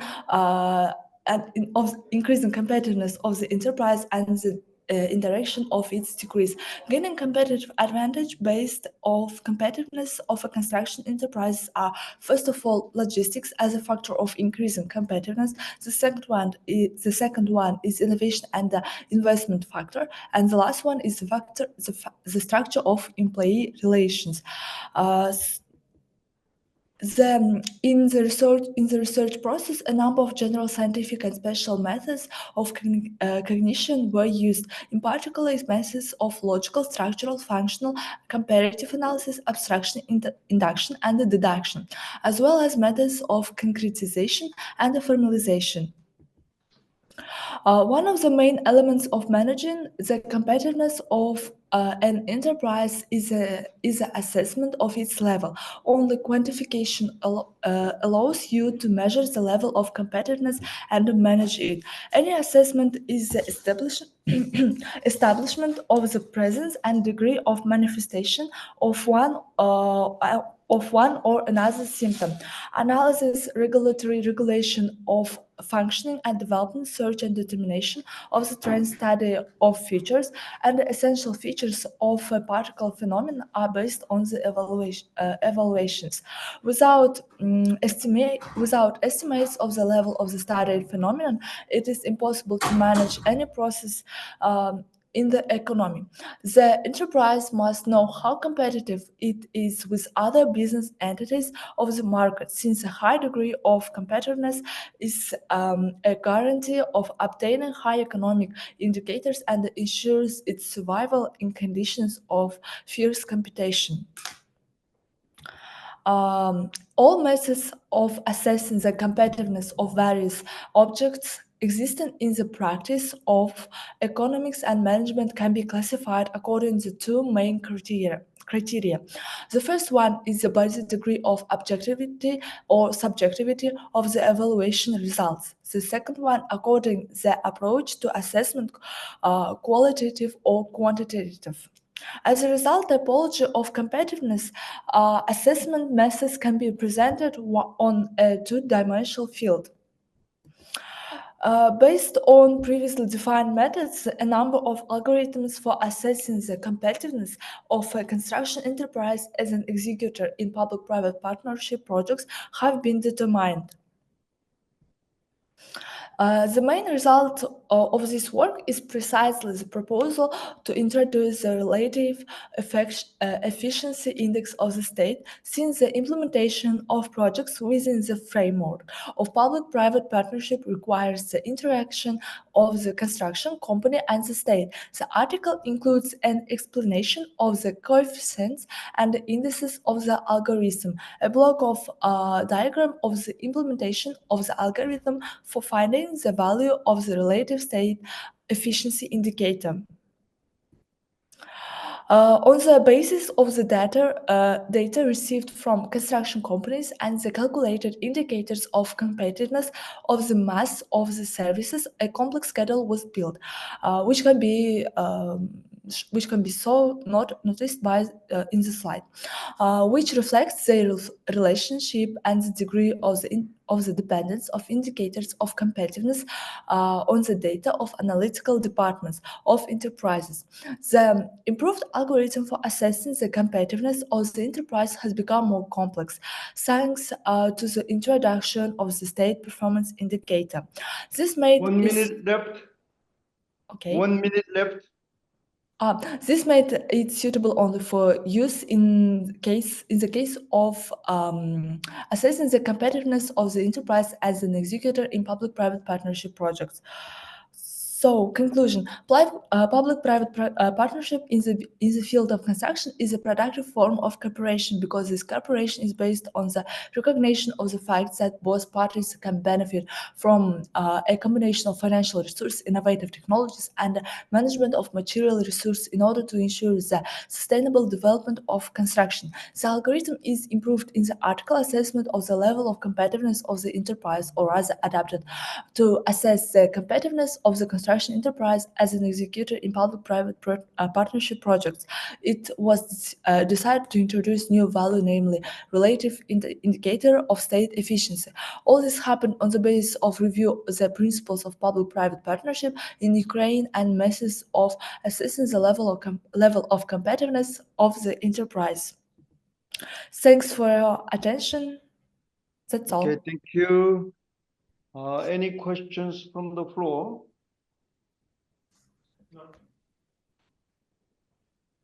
All right. Now, how did you define the competitiveness of the construction project? It has been defined by the analyzing previous data of companies and their statistical results. Moreover, it has been defined by the indicator of by this formula, which shows the general indicator of the level of competitiveness. Now, okay, this model is reflected the factors affecting the competitiveness of the construction project, right? Yes. So what are the important variables of this model? Could you please repeat the question? I did not hear. So this is the model, right? Yes. That measures the competitiveness of your construction project. Am I right? Yes, you're right, of course. So explain us the important variables of this model. The importance of this model, I should explain, yes? Yes.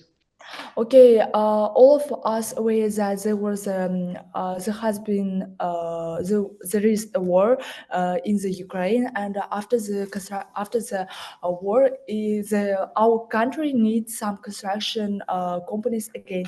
So we decided to create some kind of indicator which shows the level of competitiveness companies in the combination with the government, so which will be good public-private partnership. I think you are not answering my question. You know, the significance of this research, I think, is the model, this model. Yes. Based upon my observation, many researches conducted so far to measure the success of the construction project has been done by empirical study. Now, and then based upon empirical study, I think this kind of model may be very good to implement actually how you can measure the competitiveness of construction project. So that's why I was asking the question, are you familiar with PMI framework? Lean, agile, lean attributes, agile attributes, that kind of things? Yes, yes. And then pardon? What? Triple constraints of the PMI frameworks? No, I don't know These about. are the very, very important elements of project management success. So without measuring all these things, I mean, you mentioned about combination of the qualitative and then quantitative. Yes. The model seems to be very, very, you know, acceptable, but in the reality, how you present it, it doesn't seem to be working. So because it does not incorporate into the PMI framework successfully into your model, which can be what? The time constraint, cost constraint, which is the financial sector, and the scope of the project, how complex that construction project may be, and so on and so forth. That determines the successful the construction project. So I think that the literature review need to be a little bit more improved, I think. Okay. Thank Any you. other questions? Okay, thank you very much. Thank you. Okay, let's move on to next question then. ID number 233.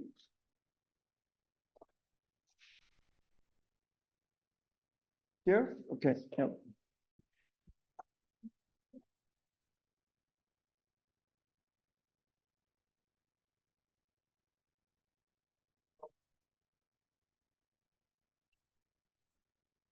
Yep.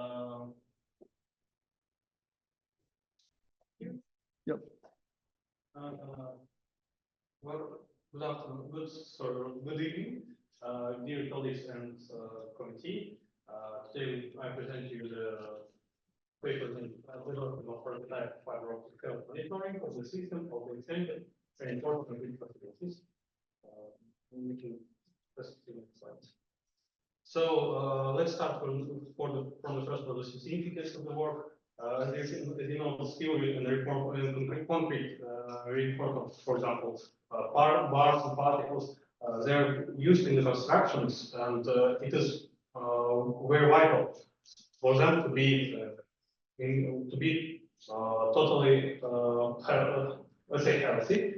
But however, because of some impacts which are caused by temperature, mechanical impacts, some internal and external factors, the concrete beam, the steel beam reinforcements, the cracks appear in there. So these cracks are usually leading to the more damage in total, which causes the destruction of buildings, towers, and also the terrified ones, bridges. So because of that, many sensors were introduced. Many electronic and semiconductor sensors were introduced, but however, we are suggesting the fiber optic sensor. Next slide. On this scheme, we can see the structural diagram. In this figure, you can see the structural diagram of our suggested monitoring system. So the first one, so the third one is here to logic. This is the generator of the optical signal, which is sending the information through the fiber optic under number 1 into the optical coupled connector under number 4, which also connects it with the fiber optic inside of the concrete beam. And due to some mechanical impacts to the pressures, the changes inside of this fiber optic characteristics, mechanical characteristics, to be more precise, is angle of the curve, the pressure on it, changes the amount of pixels on outside of it. It goes like this from outside of this connector into the photomatrix under number 7, on which we have the light spot. The changes on the photomatrix causes the generation of electrical signal, which sends information to the microcontroller, and microcontroller sends information via USB to the computer, PC computer, which is processing the information gained from all this.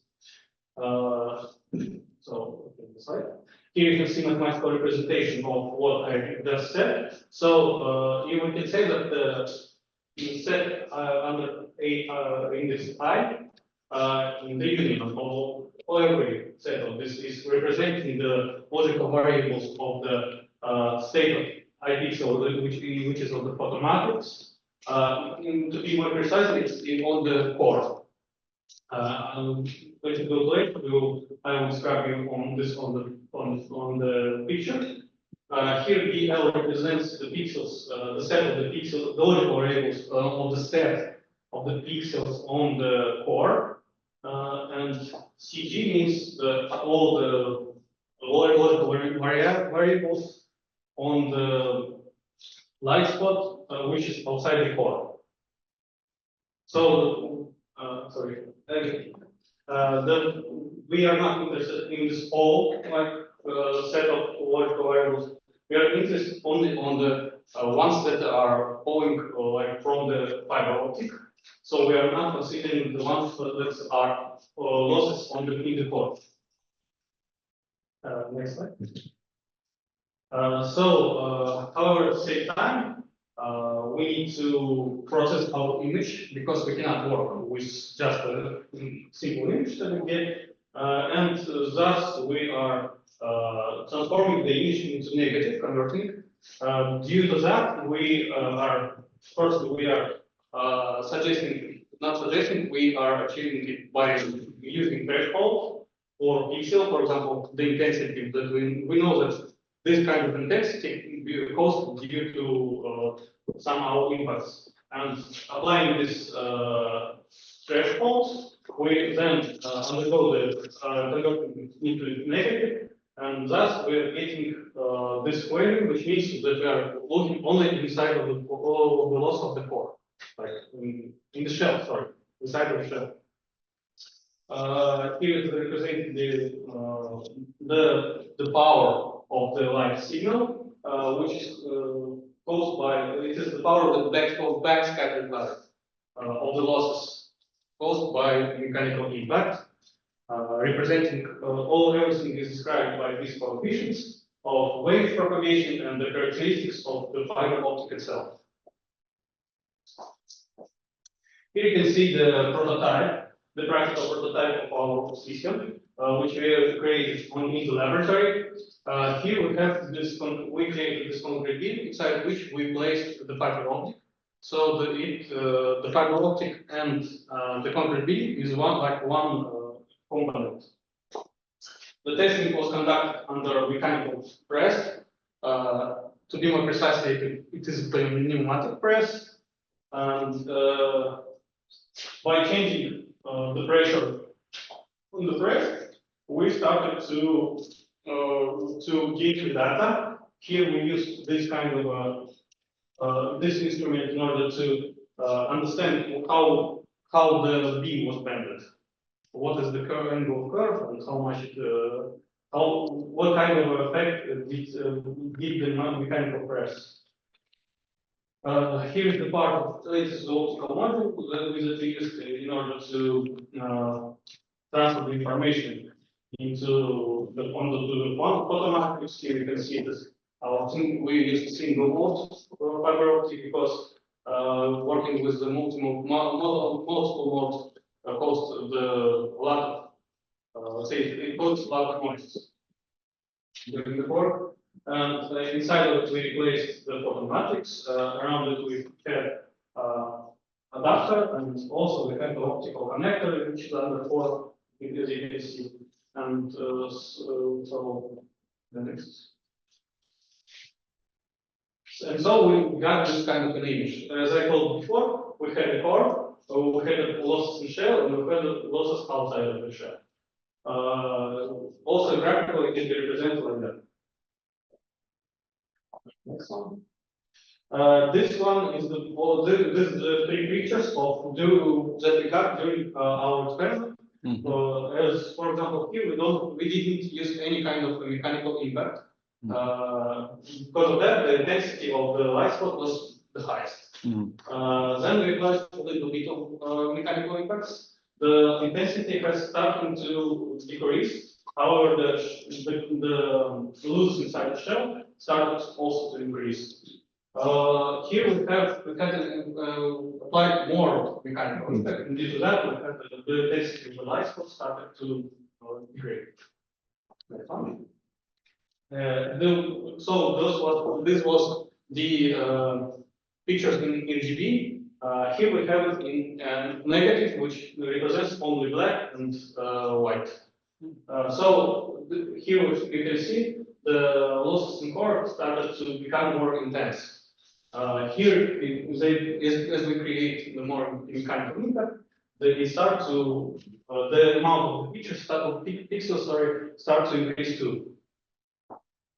Next slide. Due to that, we applied the statistical method, linear regression in order to understand the law due to which for example, the amount of pixels are changing. From the amount of pixels we could count, we could calculate the loss of optical power in this field.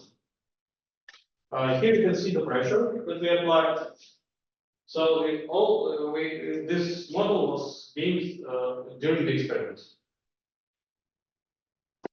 As a conclusion, we can say that our model was pretty precise because we were comparing it to our original data was being from the mechanical press, as we were setting the values on it.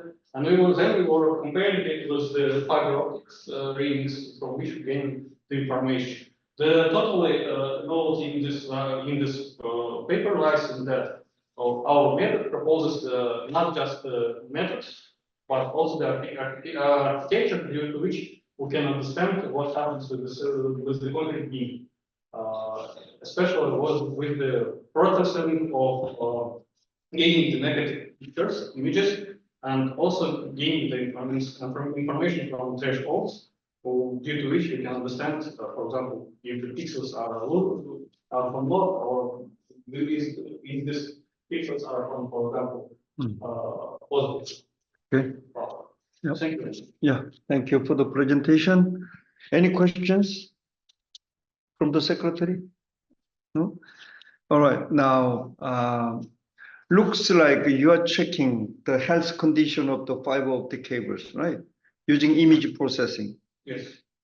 Now, I think it is, very wonderful idea and then to check the health of that. But from the, that research to move further, it may be very interesting to know what is causing, some areas may be rather healthy, while even if it is pretty much the same region, some other fiber optic cables turn out to be more worn out and say damaged or something like that. So you may be wondering what are the factors causing these kind of health conditions and so on. So do you have any intention to do this? Actually, yes, we are considering we are considering two solutions. So the fiber optic sensors can be made by two ways. It's like distributed, which is usually prolonged to up to kilometers, like more than kilometers. And we have two sides, which are we can tell only about information about only one point or small area. So the difficulty between those so let's say difference between those methods is with the first one we must create a lot of these sensors and we should connect it somehow, and also it's very difficult. With the one from distributed, we must understand that there is some algorithms which can say that by which we can tell what kind of a point on this long distance is what kind of at which point this kind of right, yeah. This one is usually made by Rainy backscatters. We are trying to consider this, and we want to apply it on our system to understand, to create it we try to create it by statistical analysis, the dependence between distance and let's say the power loss.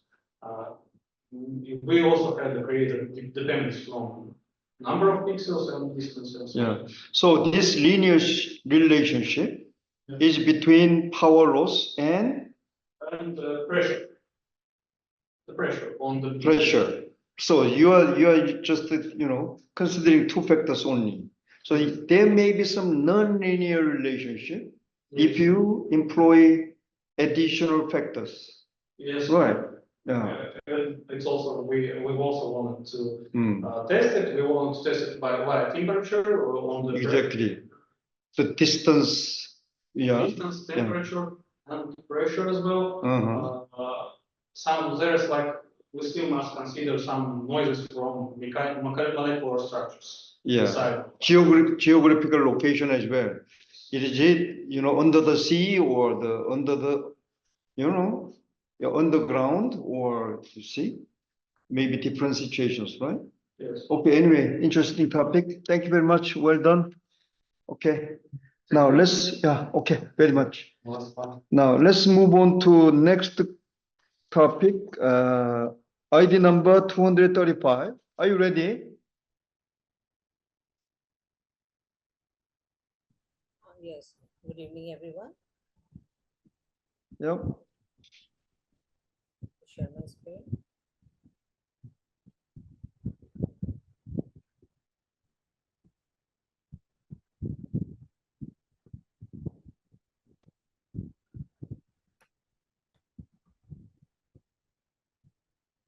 Okay, if you are ready, you will be given 7 minutes for the presentation, and then the Q&A session will be followed. So shall I start? Have it all? Okay? Are you ready? Yes, I'm ready.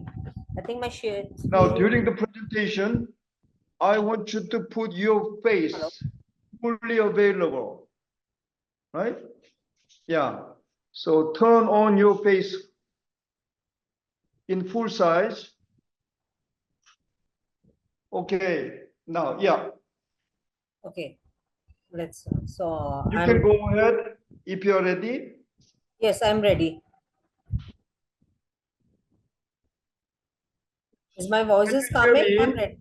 Okay, should I start? Yeah, we cannot hear you. You can increase your voice level or speak closer to your speaker. We cannot hear your voice. You are not able to hear my voice. Okay, I can hear you now. All right. Okay. Go ahead. Okay, thank you. So I'm Dr. Richa, and my topic is exploring speech emotion recognition with MLP classifier, a comprehensive study on the CREMA-D data set. So, like we know, the speech emotion recognition, it plays a very important pivotal role in the human-computer interaction, and is one of the effective computing technique. So this research basically involves upon the applications of the MLP classifier for the emotion recognition within the speech, and that focuses widely on the CREMA data set. Our investigation basically covers the various processing methods that extract the various features and a classifier, a neural NN based classifier, that is ML classifier, that has been used to categorize the different emotions, like that which includes happiness, sadness, angers, that are included in the data set. Our study examines the influence of diverse hyperparameters, training strategies, and model architects on emotion recognition accuracy, and the cross-validation ensures the reliability of our finding, emphasizing the relevance of the data set. And this area basically enhance the human-computer interaction systems. So as we all know that speech is basically one of the medium for the human emotions that carries a various information that has to be harnessed for different applications in the human computer interaction, like sentimental analysis and effective computing. So recognizing and understanding the various emotions from the speech is one of the upcoming field, with the implication of ranging from improving users in the human computer interaction to enhance the mental health monitoring system. So this paper basically evolves with the multi-layer MLP classifier in recognizing the emotions within the speech samples, and we focus basically, we are using the CREMA data set that has been basically used over here. So this data set has this page where we have a landscape of speech emotion recognition, and we aim to shed basically a light on the integrated relationship between the acoustic features and human and emotional states. So to uncover the efficiency of the MLP, we are using MLP classifier as a tool for this purpose, that will be and to understand how various factors including hyperparameter setting, training strategies, and model implication. The significance of the data set selection in the context is also underlined, and it plays the pivotal role. So this is a research motivation, because generally our research not only contributes to advancement of the speech emotions recognition technology, but it also contributes to the real world applications for improving the human computer interaction system, to aiding in the monitoring of the emotional levels that emotional level of a human being. So it is within the excitement. It is usually to bridge the gap between the spoken words and the profound emotions. This is also a literature survey that there have the different techniques, various NN models that are being used over here. That is radial based function network, multilayer perceptions, probabilistic neural network. These are the various models that has been applied So these are the few literature surveys. So this is the research method that we have. This is the data set. So we are taking the audio files in this data set that has been named like different data sets that has been named over here. So we have anger, disgust, fear, happiness, neutral, sadness. These are, we have taken the prefix of the letters to define the different classes. So this is the various count of each emotions of the data sets that we have taken: surprise, anger, calm, so disgust, sad, fear, neutral, and happy. And based upon this data set, we have a different wave plots that has been achieved for taking the different audio sample signals that has been basically your that has been a recognition methods that has been involved. So this is the wave plot for the fear emotions. These are the different wave plot for audio with having the angry emotions, and this is the happy the wave plot. So that have a different it is taken the count with the time that it changes, the wave changes with the happy emotions. So these are the spectrographs that are basically for the visual representation of frequency content of audio or other signals that are involved or provide. They basically provide a dynamic view of how different frequencies changes with respect to time in audio or musical signal. Spectrographs are created by dividing the audio signal into small time segments, and the Fourier transform has been applied to each section to extract the frequency components. These components are basically represented as a function of a time, and they have a intensity, have a different intensity of color that indicates the magnitude of each frequency components. And both wave plots and spectrographs that will be showing you in the next slides, this as an they are used as one of the effective tool in audio analysis with the waveform and the wave plots that conveys loudness information. Spectrograms providing a comprehensive view of frequency variation through audio signal durations. So these are the different spectrogram for audio with fear emotions that has been shown over here. There are the different spectrographs with the fear emotions. We have our happy emotions as well as with the sad emotions that has been seen. So then we have a data augmentation. It is a technique used to expand a data set by generating a new synthetic data samples through introducing small disturbance to the original training set, and in the context audio data. This involves applying the various transformations such as noise injection, time shifting, pitch variation, and speed alteration. So the main primary objective is to enhance the model's ability to generalize by making it robust to the perturbations. Then we have a noise injection that serves as a highly effective. In this we will see there will be technique that provides the assurance that our training model does not suffer with the overfitting. Then we have a stretching technique that has been shown in the figure number 9. So this is a shifting using shift functions, and we have a pitching that has been that has been shown in the figure 7. So the feature is extracted. So for the feature extraction, that is one of the crucial component in the analysis and establishment of relationship between the various parameters. So we have a given audio data is in the raw form, and that cannot be read comprehended by the model. So it is essentially we had need to transform that data into the format that is more readable. So there is a feature extraction that comes that will be making an important 1 minute left. Signals. Okay, 1 minute left. Then we have a, this is the we have a different feature extraction there. Then we have a training data, and there is a classifier. Classifier will be extract your feature extraction. It will be taking the samples. Then there will be a processing technique applied to it, and the different result will be upon different features will be applied. So this is the data preparation that we are having. So these are the results. We are by testing our model, we are getting the accuracy of 60.7%. So these are the different predicted models and actual labels. So these are the SAT when that has been obtained while we are getting the results after processing the technique. So these are the different summary of some precise F-score and support that have been shown in the table 2.